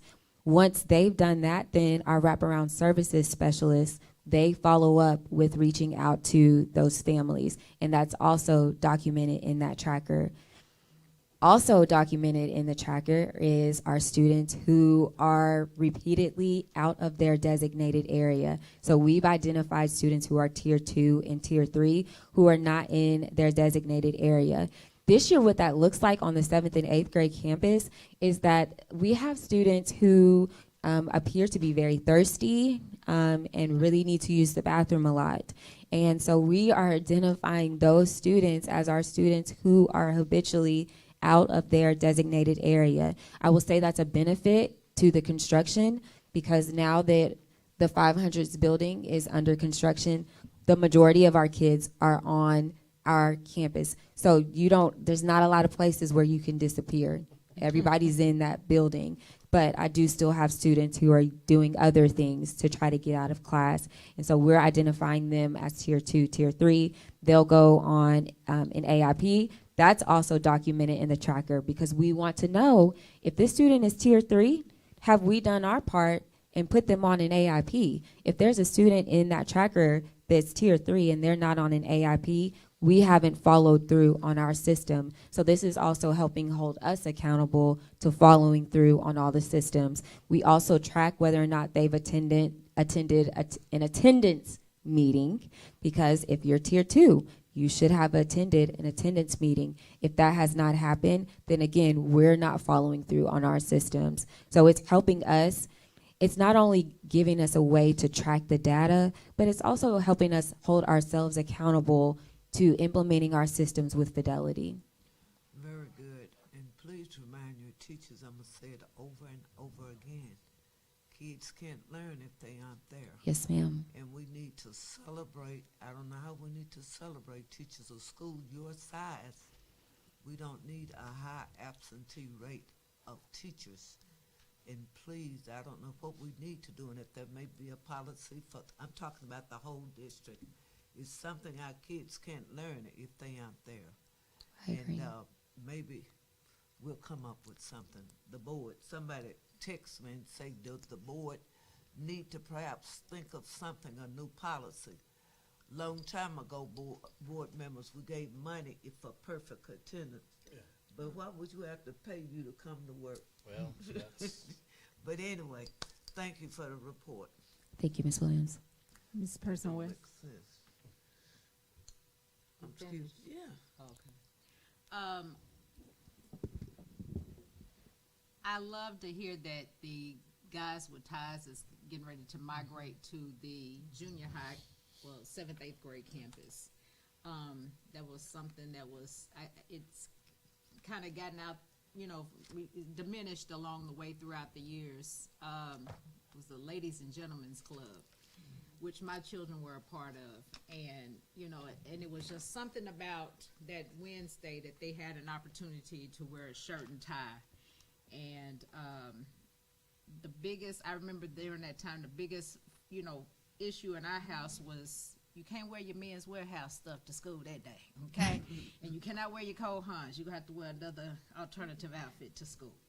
But I think that definitely will speak to the more positive behavior, also would speak to the confidence, and I think that would definitely curb some of, possible behavior issues. So that makes me happy to hear that. And I hope next time we have Network A on one day and Network B on the next day. We're just acting with a sense of urgency. I know it, yeah. Thank you. Thank you. Great. Thank you all. Moving right, great job.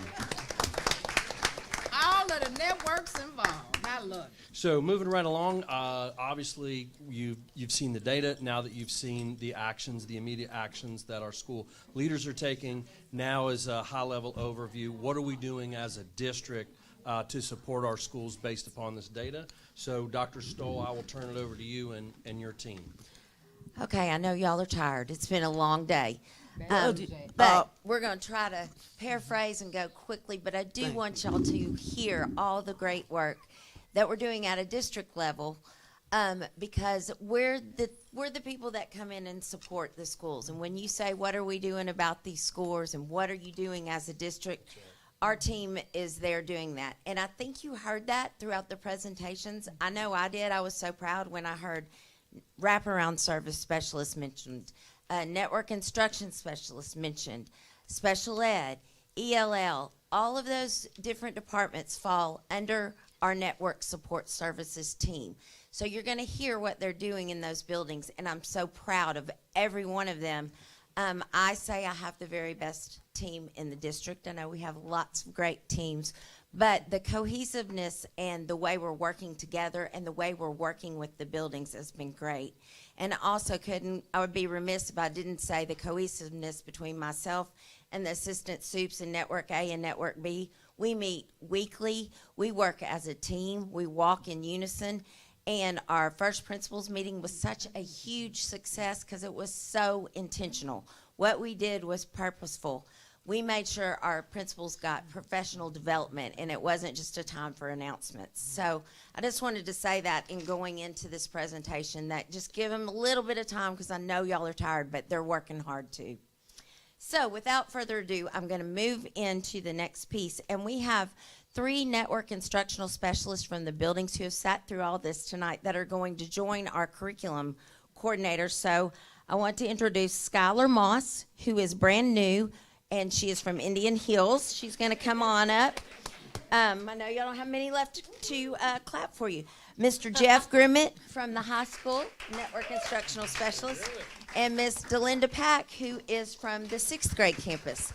And they're first going to talk to you all about how our curriculum team is supporting them in the building. So I'm going to let you guys just talk. They don't have slides. They're going to paraphrase, and we're going to keep it short because we know you're tired. I'll start it off. Okay, so this is my first time presenting at a board meeting, and man, I've been broken in. This is I'll start with a little bit of background. I'm the network instructional specialist for Indian Hills. I come from Hot Springs district. I grew up in Hot Springs, went through my entire educational career in Hot Springs. I was a 6th grade teacher, a 4th grade teacher. This is my first year as a coach, very exciting. When it comes to working with the coordinators, one thing that I've really appreciated is their presence, their flexibility, and open-mindedness. There hasn't been a moment that I've needed something from them or a question to be answered, and they have not been available to answer that question and answer it fully without any sort of in-between guesswork, coming with that. Even as far as attending meetings and being present in the school building, if I had a question or concern, if we're, having PLC time together, there's a time I've reached out to Carmen and said, hey, I'm not really sure if I know the right answer to this or how to convey it, and she's there. I mean, she's in the building and present.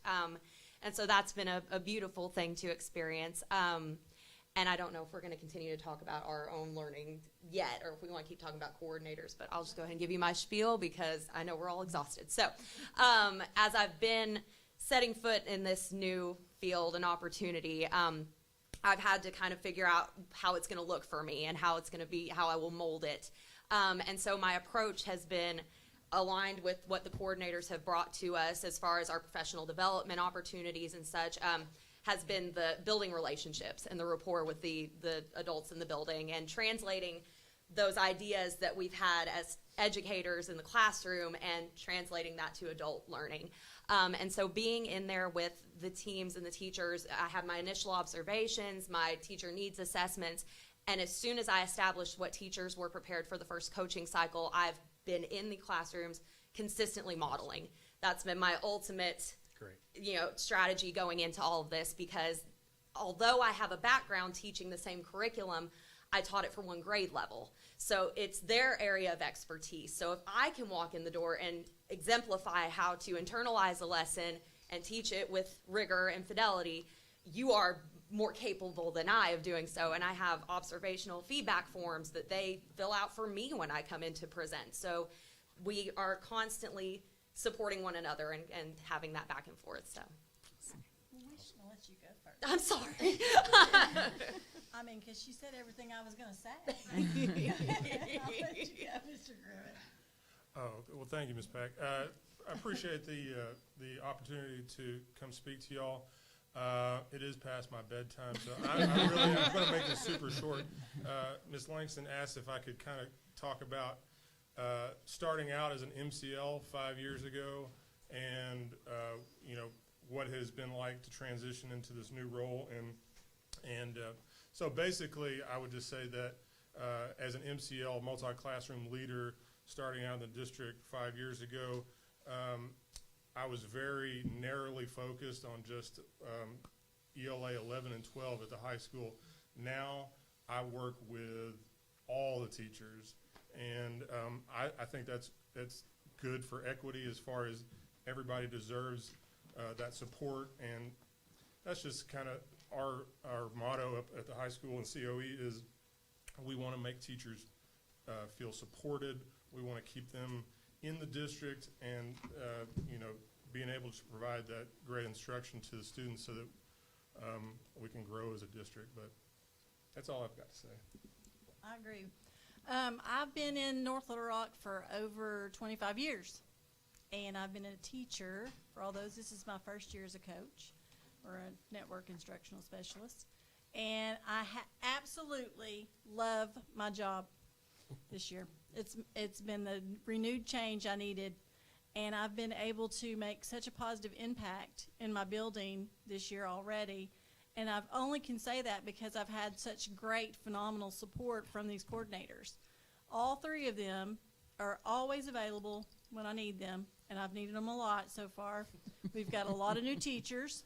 We've got 2 new reading teachers. We've got a new math teacher.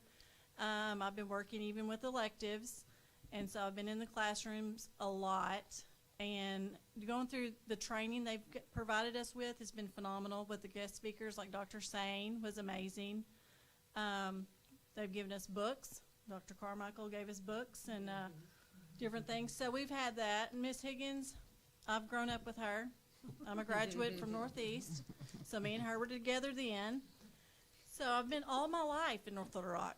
And so it's really been a breath of fresh air to get this opportunity to provide this positive influence on new teachers in the building with me having support as well and me being able to support them into this career. And I'm like Grimmett and Skylar, I wish I had this when I started, because if I would have had this kind of support when I started, I would have never had those down moments of thinking, oh my gosh, what have I done? Why did I choose this?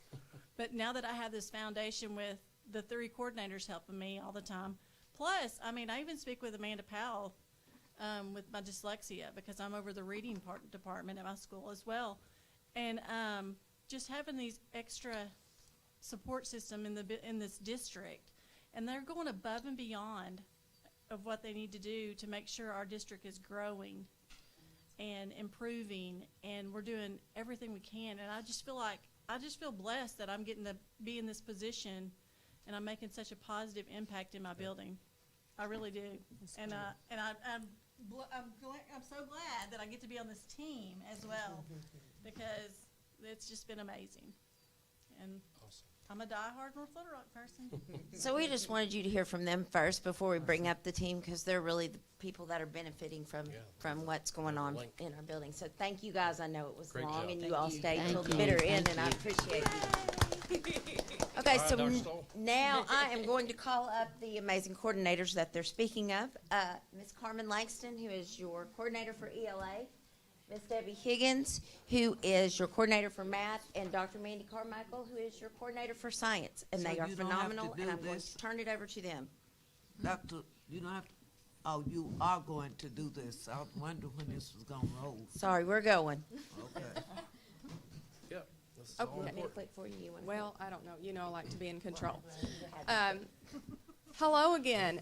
I am thrilled to come back tonight and be able to present to you, but what you just heard, we thought it was so important for them to be able to come and speak to you tonight. We can stand up here and say all kinds of words all night long, but if you don't hear from them, then how can you know what's truly happening in those buildings? So we just wanted to give you a lens from a brand new coach, brand new to the district, somebody who has been here for quite some time but is a new coach, and someone who has been a coach for quite some time. So we want to especially thank them for sticking with us tonight and lasting all the way here till 9 o'clock. So with that being said, I am going to try my best to be brief. Again, my name is Carmen Langston. I'm the coordinator of literacy, reading, and ELA. Some of the things that we have done here this summer for reading and ELA is to adjust the pacing guides. One of the things that we noticed is particularly in first grade, we were not able to get through the curriculum in time, and some of the items were not being addressed all the way till near the very end of the year, and that is not enough time. So we've made adjustments there. We have provided a district training for our principals in RTI. We've provided engagement, inclusion and depth of knowledge training. We've provided training to our network support specialists by Dr. Lloyd Sane, and then also by us three as well. Various training, I'm not gonna list each one, but we have a multitude of curriculums because I am covering pre-K through 12 now, and ELA is not just ELA, it's reading, it's writing, it's spelling, it's grammar, it's all the things. So we have a multitude of curriculums that we do have to arrange training for. We were this year awarded a literacy tutoring community of practice grant. This grant provides funding for us to share the importance of reading at home with our families. You will probably notice on our district socials that we have a parent night, a Zoom night on October the 13th, where I will be going over with any parent who is interested in finding out more about the third grade promotion law. So if you are listening now and you want to find out more, please log in. That'll be at 6 o'clock on Zoom. We'll send that link out periodically. Also, data trackers, you've heard a lot about that. That continues, but those help us to create small groups. They let us know what our kids do not know and what needs they have so that we can meet those needs. We are doing monthly meetings for those network instructional specialists that you just saw. During those monthly meetings, we provide them with professional development. We share trends that we're seeing in the building. We look at data. We give them the information that they need, and we give them their next steps, their charge for what they should do all the way up until the next month, what they should do in English, science, and math. In addition to that, we are working on bringing back the joy of teaching in North Little Rock. So one of those things that we've been doing, each month we give them something called a touch point. So the first month's touch point in August was just called Leave a Note. We asked them to go to every single classroom, stay for a few minutes, leave a little Post-it note on the door. This is something great I saw in your classroom today, and I was happy to be here. September's is called Post-it Notes at the Bus Stop. Pretty much everybody has an after-school duty of some sort. Carry your Post-it and your pen with you. Hit a student. Hey, what do you like about your teacher? How does she help you? Do 3 or 4. Bring them to those teachers. Just say, I talked to Timmy today. Here's some wonderful things that he had to say about you in your classroom. So just little things like that. We have something planned out for every month so that they can touch teachers and bring back that positivity. Alternative pacing guides were created for 9th through 12th grade for those pre-AP ELA courses to align to the College Board standards. I had to reorder some missing curriculum in secondary. We have created a screening plan for the high school. I will tell you, we are well above the state. We are doing above and beyond what the law asks for. And we are getting some results out of that, some results that are going to tell us we're going to need some more reading teachers at the high school. So be advised, I may be asking for that next year. But we have a lot of kids who need support, and we are maxed out in our reading classes. So I just want to be totally real with y'all because you're getting me after 9 o'clock, so you're getting Carmen, not Mrs. Langston, okay? Okay, thank you so much. We have also enrolled about 250 teachers into the Writing Revolution training that is provided by DESE, so they will be getting some high-quality writing training. And we are also a part of the CICF research grant, and I did put this together early, so I'll let Debbie speak on that here in a little while. And I just completed writing the HIT grant, which you've heard many of the principals talk about tonight.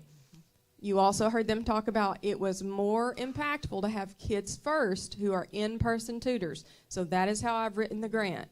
We've also expanded it to not just our high priority schools, but to all schools in K through 5, and then also the 7-8 campus to be able to get tutors at every single school for both literacy and math. It is a large amount of money, I will tell you that, but we're not paying for it. The state is, if they will give it to us. I have emailed them ahead of time before I ever submitted that grant and said, look, I am asking for a lot of money, I know that. However, it costs more money to get real people live in the buildings than it does just a virtual tutor. And that's what we need. That's where we get the biggest bang for our buck. So hopefully we will get that without any edits. So that's what we're looking for.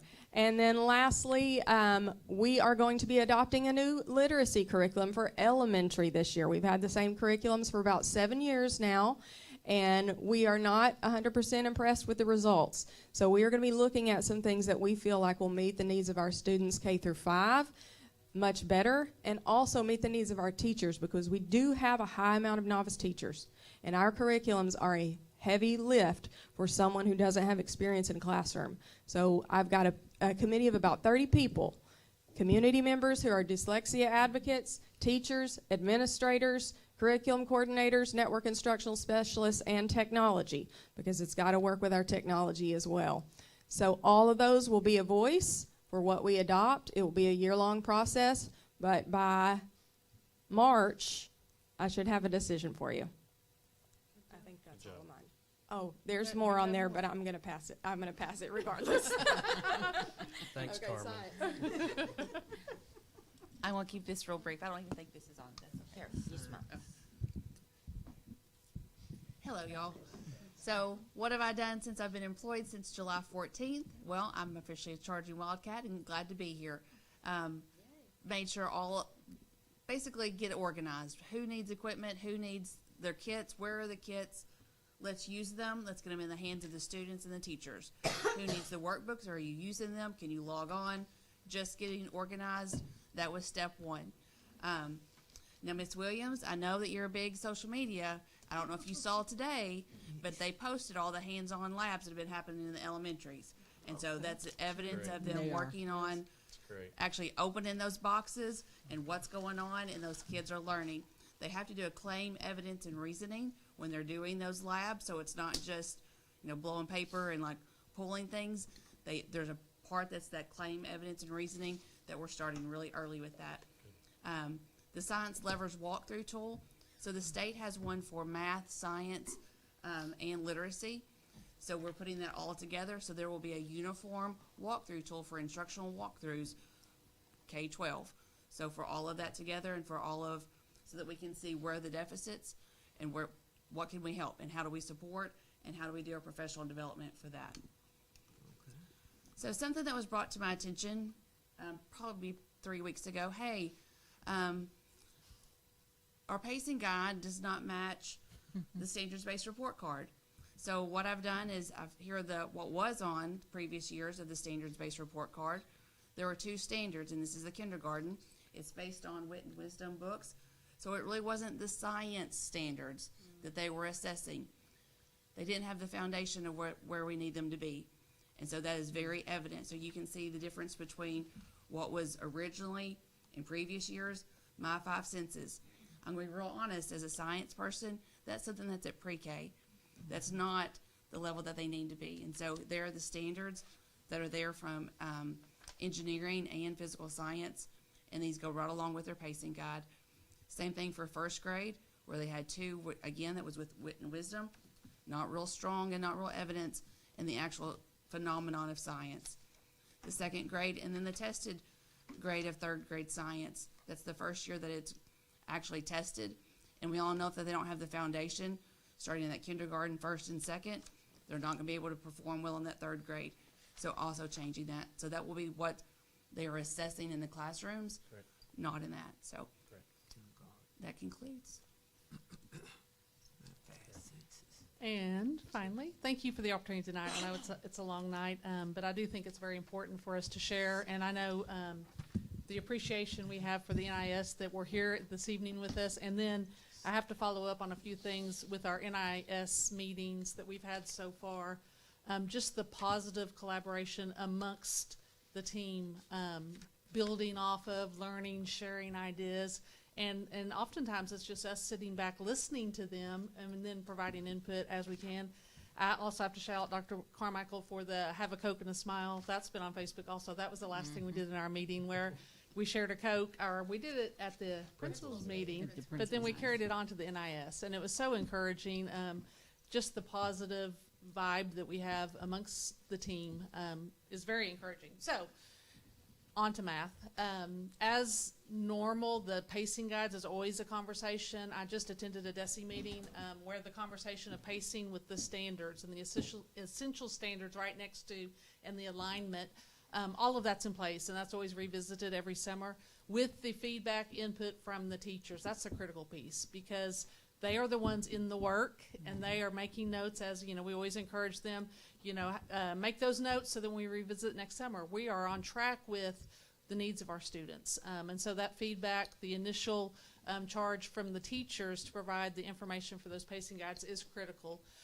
The standards alignment for accelerated pathways is huge. Last spring, the board adopted the accelerated pathway track, and so we wanted to ensure that all of the standards, if we're going from going into 8th grade Algebra 1, we've got to somehow ensure those Math 8 standards are being covered within, and so that pathway work has been happening, and the pacing guides coordinated with that. One of the main charges also was the advanced placement, and I think we've done a really good job getting our students where they need to be in math. And had some very positive comments. I've talked to multiple parents, because ultimately it's the parent that makes the decision, but I wanted to ensure that the parents understood the implications of everything surrounded by starting math as early as you do, and are you ready to take Cal BC your senior year? And when we get those students placed in the right place, those 7th, 8th grade scores, it's going to help improve because we're going to grow our students at the level where they should be. So that's been strong work, lots of parent communication in that process. Many of them, I ultimately said, it's your choice, I just want to make sure you understand. And several, very appreciative, backed off and said, I get it now. So it's been great conversations. The RTI conversations that have been ongoing, I do have to mention the presentation at the beginning with the math lab. One thing in math that is huge is confidence in math. And for those 6 or 7 students that came up in front of, that seemed like 5 or 6 hours ago. But anyway, it's just the work they are doing on that campus. Yeah. And I mean, I know It it wasn't was. that long. Kudos to Ms. Thompson and the work. I got you, so I'm going to hurry on. But I did have to speak to that, because as we build that confidence in the math classroom, it's going to allow those students to really, really grow in their performance. It's okay to mess up. Absolutely, it is. So the math planning sessions, the train the new hires, and the implementation of the HQIM is huge. The Momentum Math, you've heard a lot about Success Maker. Momentum Math is the diagnostic test they take to then get into the Success Maker and the adaptive plan. So that's the intervention piece. And thrilled with the effort 6, 7, 8 with that, and the high school is on board now in their flex class, which is a big transition from what it has been. So very pleased with that work. I've visited elementary schools. Eureka Math Squared is becoming one of my favorites very quickly. I was at Amboy early release yesterday working with a group of teachers by request of Mr. Pennington, so I greatly appreciate, and that's been my communication with all campuses. Reach out to me. If I'm not here, I will be here as quick as I can. Another big focus is the admin training and all of the sessions, whether it be, a lot of it was through the summit this summer when we talk about HQIM, and one of the main messages was the admin being trained in the HQIM, because when they're doing those walks, if they don't know what they should be seeing or they don't understand all the information that's within that, and Dr. St. Louis reached out to me early this year about coming, and it was all of her APs, all 5 that were here, Dr. St. Louis and the NIS, Mr. Grimmett, Ms. Thomas, and Ms. Williams. We just roundtabled, and I sat through a 2-hour session with them and showed them everything that's there, and those conversations were very strong, because I feel like they had commented to that effect, that I now know what I'm looking for and what all is right here within. So while those conversations are always ongoing, for them to really be in the resource was huge. I'm doing the same training for 6, 7, 8 Monday. So it's good work with the admin so that they know what they're going to be seeing or what they should be looking for. And the CPRL is the research study that Ms. Langston mentioned. It started out with Wit and Wisdom and Eureka Math Squared, and kind of went the direction of only math because of the transition to the elementary ELA. But I'm excited about that, because what that's going to do is allow all of our admin and the APs to have another opportunity to go on walks and have a tool to actually dig into the HQIM and get some feedback from the teachers in terms of next steps moving forward and the support that's needed. So it's a really good project that Dr. Rogers and Mr. Smith both were totally on board for, because the more opportunities we have for that kind of training, the better off we're going to be. Good. So that's all for math for now. Thank you, guys. for your time. Okay, we have 3 more, and then we're done. So I'm going to bring up Dr. Natalie McGill for special education, Miss Sarah Robertson for wraparound services, and Miss Amanda Powell for dyslexia, and they're going to go really quick. So I'm glad to hear that Dr. saying y'all enjoyed him. Okay. He's a good friend of mine. Miss Pat, she's up. Who's up first? Miss Powell? Dyslexia. I think it's time for share a Coke and candy.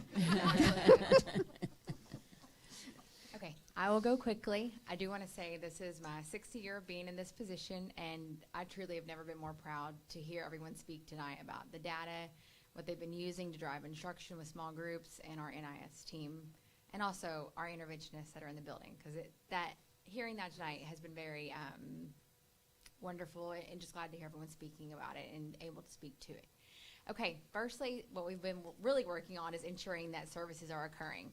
So making sure every student that's identified is getting those services for dyslexia, and then also any transfer student that's come to our district, that they are assessed, they're put in their correct group, and they are getting those services as well. Another big thing in elementary is that we have to ensure that students are not missing core instruction. So in order for them to get Tier 3, they are pulled out of the classroom, and we want to make sure they're getting Tier 1, Tier 2, and Tier 3.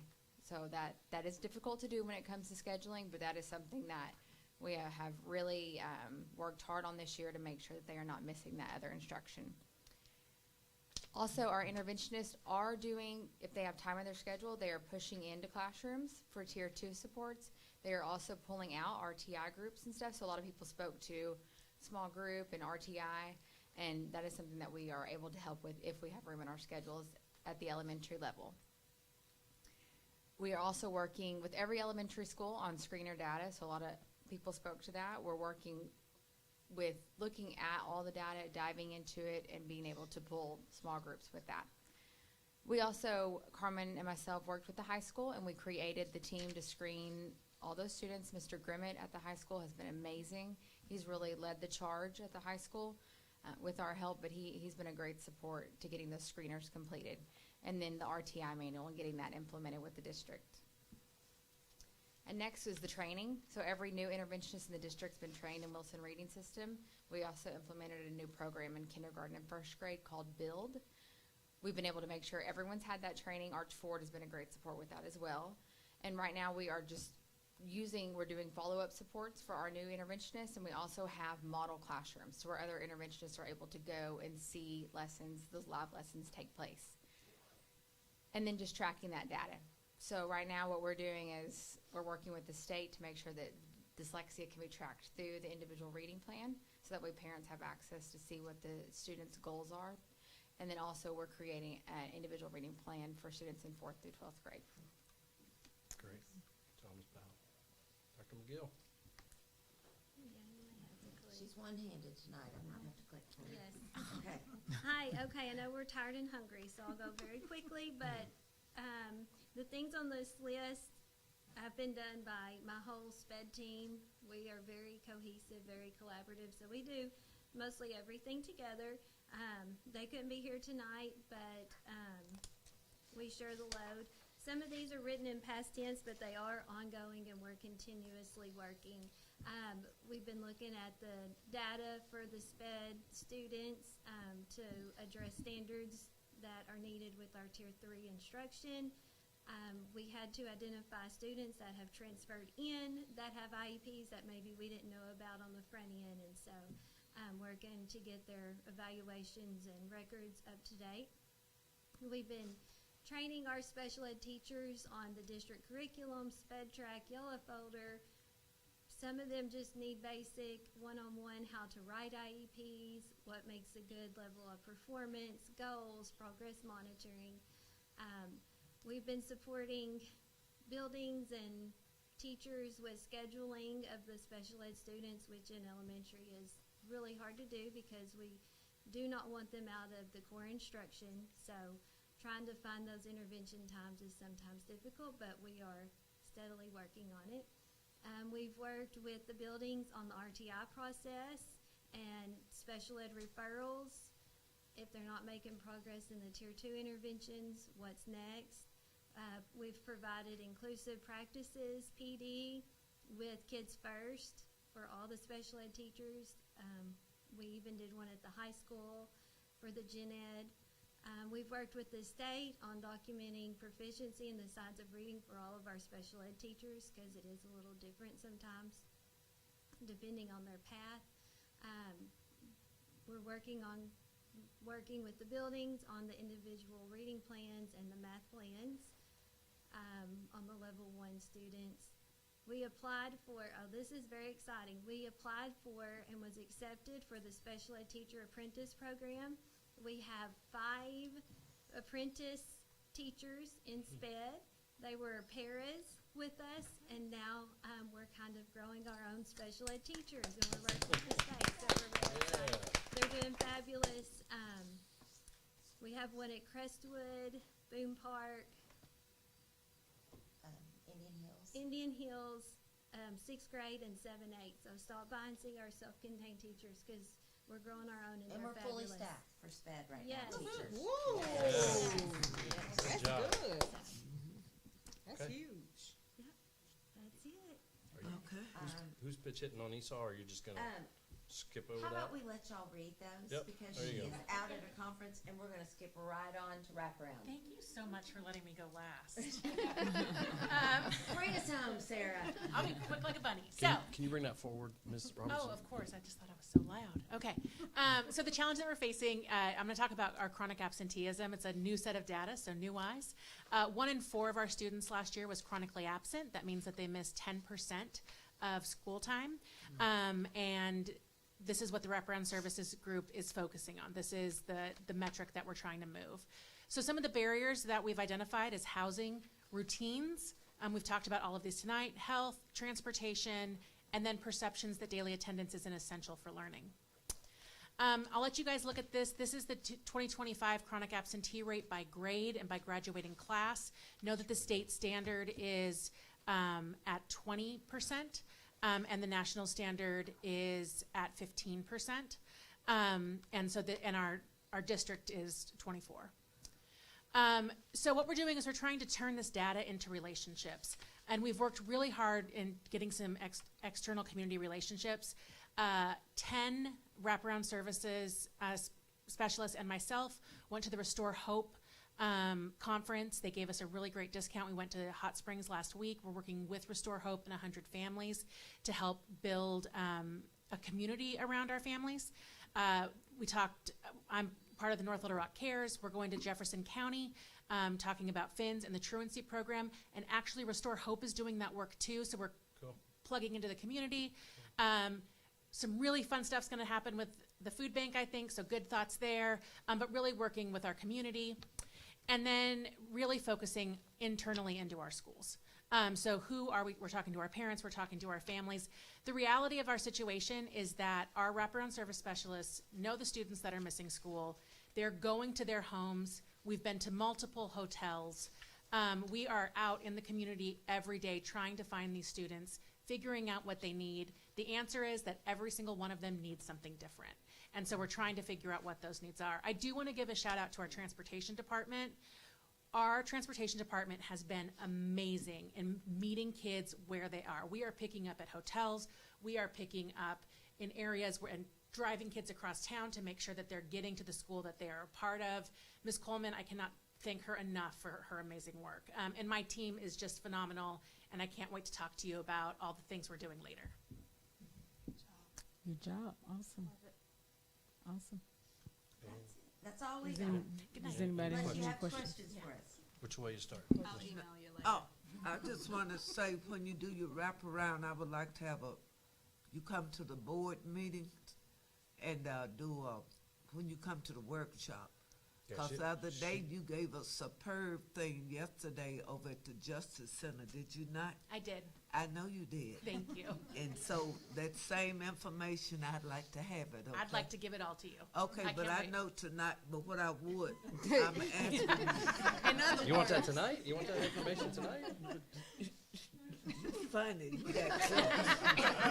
We'll get it to you. When you come back, Yes. workshop. Yeah, we're I going to do would a like- whole Oh, I just get a it by whole that time you have data, presentation. cause Yep. everything is data driven. Amen. And I would appreciate, I'm so glad you know, since you answered behind me. Thank you. Yep. And keep up the good work here. All right. I just want to say I appreciate your team. We had some projects going on here last couple of weeks, but thank you so much for They're the best. offering them up. My favorite. Nope, great job. Thank you, ladies. Ms. We McCain. see the work. I just want to say that this whole evening has been amazing. It's been a lot of good information. We see the changes that have occurred. We're under a reorganization that is looking pretty spectacular right now. Of course, we'll be monitoring that as the year goes by. But everybody tonight has just been wonderful to share with us really deep down what's going on, and we appreciate that. Awesome. Thank you very much, the whole team. My job. Thank you. favorite, 6 years. Love you. Okay. We are down to any construction updates.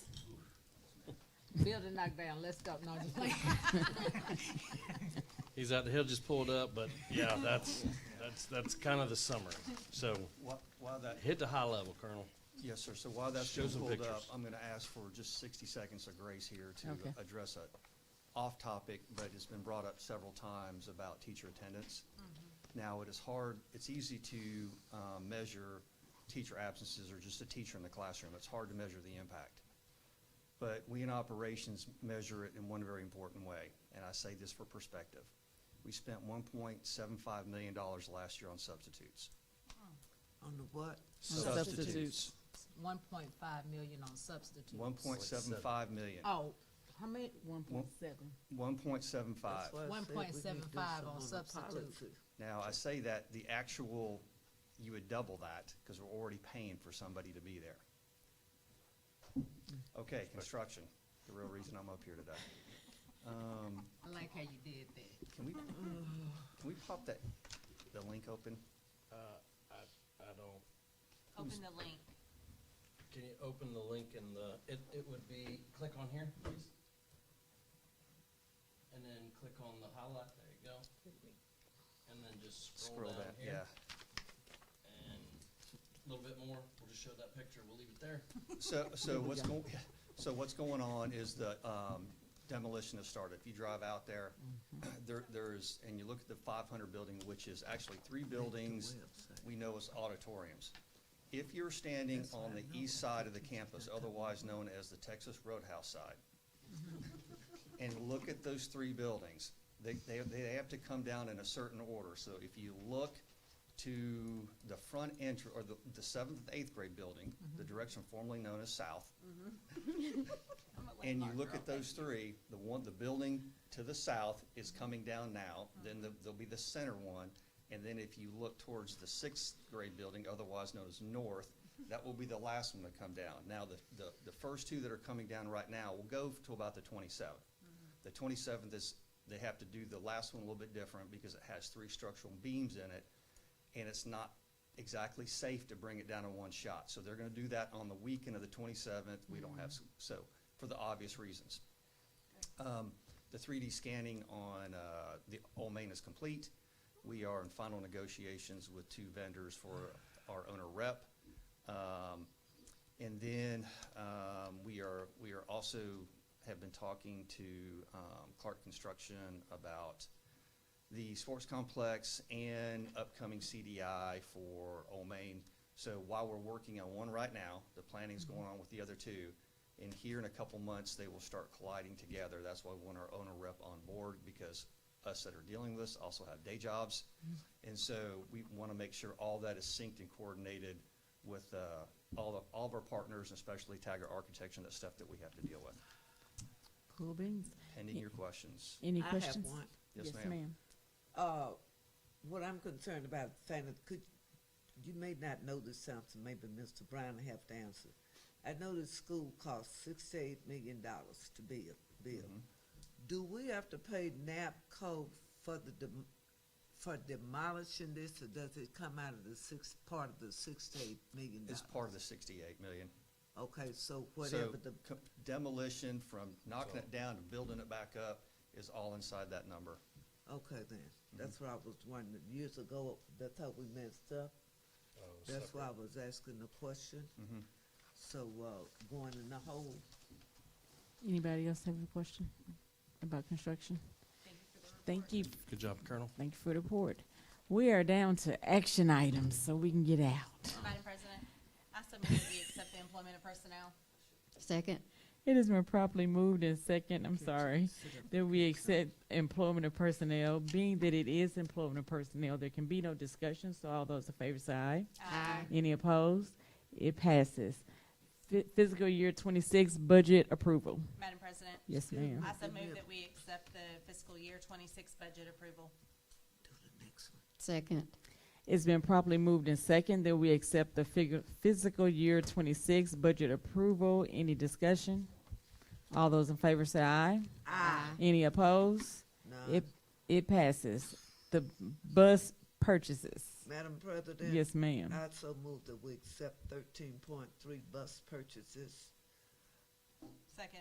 It has been properly moved in second that we accept 13.3 bus purchases. Any discussion? All those in favor say aye. Aye. Any opposed? It passes. Madam President. Yes, ma'am. I so move that we accept the meeting minutes September 11th, September 4th, August 28th, and August 21st of 2025. It's been properly moved in second that we approve the special meetings September 11th, September the 4th, August 28th, and August 21st, 2025. Any discussion? All those in favor say aye. Aye. Any opposed?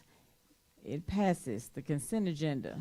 Madam Chair? Yes, ma'am. I so move that we accept 14.1 bank reconciliation, 14.2 net legal balance worksheet, 14.3 monthly financial reports, and 14.4 office items. Second. 14.5. Oh, wait a minute, 14, I did scroll down all the way, sorry. 14.5 payment of regular bills, 14.6 facility, oh no, that's something else, okay, 14.5, there we go. Second. It's been properly moved in second that we approve 14.1, 14.2, 14.3, 14.4, and 14.5. All those in favor say aye. Aye. Any opposed? They pass. So we need 14.6 facilities use requests. Madam Chair? Yes, ma'am. I so move that we accept 14.6 and 14.7 facilities use requirement approval of the consent agenda. Second. It's been properly moved in second that we approve 14.6 and 14.7, the approval of the consent agenda. Any discussion? All those in favor say aye. Aye. Any opposed? It passes. We're down to acknowledgements. I know that they're probably asleep, but I promised that I would acknowledge the fire marshals from Indian Hills when we went to the luncheon. We had Connor, Lacey, Kaylin, Valerie, Jacob, Chase, and Roscoe. And then when we went to the Norfolk 6, ambassadors were Atlantis, Abby, Jakari, Armani, Mariah, Melina. And lastly, thank you to Jamie Colvin for the transportation tour. It was parts that I had never seen before. And congratulations to Mr. Robert Gender, Child Nutrition, on the Fresh Fruits and Vegetable Program grant that we got. Okay. Madam President, if I may, I would like to acknowledge the North Little Rock Police Department, our safety services, our administrators. Due to the event that happened last week, there was a lot of coordinated effort that could have been a lot worse. And I also want to just recognize the victim and their family again, that they have a speedy recovery. Okay. I have, did I read the whole week's report that you are right out there? I want to recognize some people. Mr. Rogers, Dr. Rogers, I appreciate your new thing you have that you were telling the teachers that they can use remote now. And that remote means that you can change any issue that you may have that's positive for education. Mr. Smith, you chose rotation, that you would be either could go to facilities or either go to groups or whatever the situation is, you could use that method to help them to be motivated. And that was a good point in facilities. And I know what you were talking about. We can go here, networking. Very good thought. Services of science of reading, ADE, thank you for your compliance, for firing that up. Dr. Stoll, ELA, thank you for the workshop on your math and your science and the books of the North Rock Six Club, Six School. And with that, because now everything is in order. And also for the ESOL budget to make sure that they're in compliance with ADE. And then for the innovative school, a person who said that for our 7th Street School, we could be in the 501 Life magazine if all we have to do is support it, and once it gets going, support it and know what, and we just being on the map. In page 2, I have time because I read it, and I got a right to compliment everybody who's doing a good job. And then another good thing, who does, and thank you, Ms. Stowe, for the amount of students we have in the district and how many 504s we have and how many ALEs we have, and also the change of placements that you were talking about earlier. And then there's supposed to be a survey wraparound. Now, were they talking about us, just board, when they put that out last week? It's for everybody, but we would like your input on it. Okay. And then there's a thing that Chief Finks put out about wellness. I served on that committee. His policy, I have the policy that it was worked on by 2 doctors, our former employees. I can remember one named Dr. Hooper. Heather did her job, sent it to this one employee, and then Dr. Hooper got it, and once she got it, that it was approved, it's supposed to come to the board, but it has never gotten to the board yet. But it was stated that the chief is now over policies, and he need to deal with that. So therefore, Mr. Finks maybe need to get them, because I have all the documentation in my phone from June 11th through May, where we should have turned it in. And also, Dr. P, Ms. Coleman did a phenomenal job. You know what that job was? Teaching the bus drivers about bullying before they got there on task. And Ms. Hale, I want to thank her. She created the TAC that if an incident happened on the bus, it will immediately go to the schools, and they don't have to worry about trying to get paperwork. So above all, I thought that was a pretty good week y'all had. And if I missed anybody, that's all right too, because you all have, thank you, Coach Ballon. Military people can get in free at the game. Thank you. Sure. Good job. That's all I got to say. Okay. Anybody else? Is there a motion to adjourn? Madam Chair, I make a motion that we adjourn. All right. It's been properly moved in second that we adjourn. Is there any discussion about it? Absolutely not. All those in favor say aye. Aye. We're Now.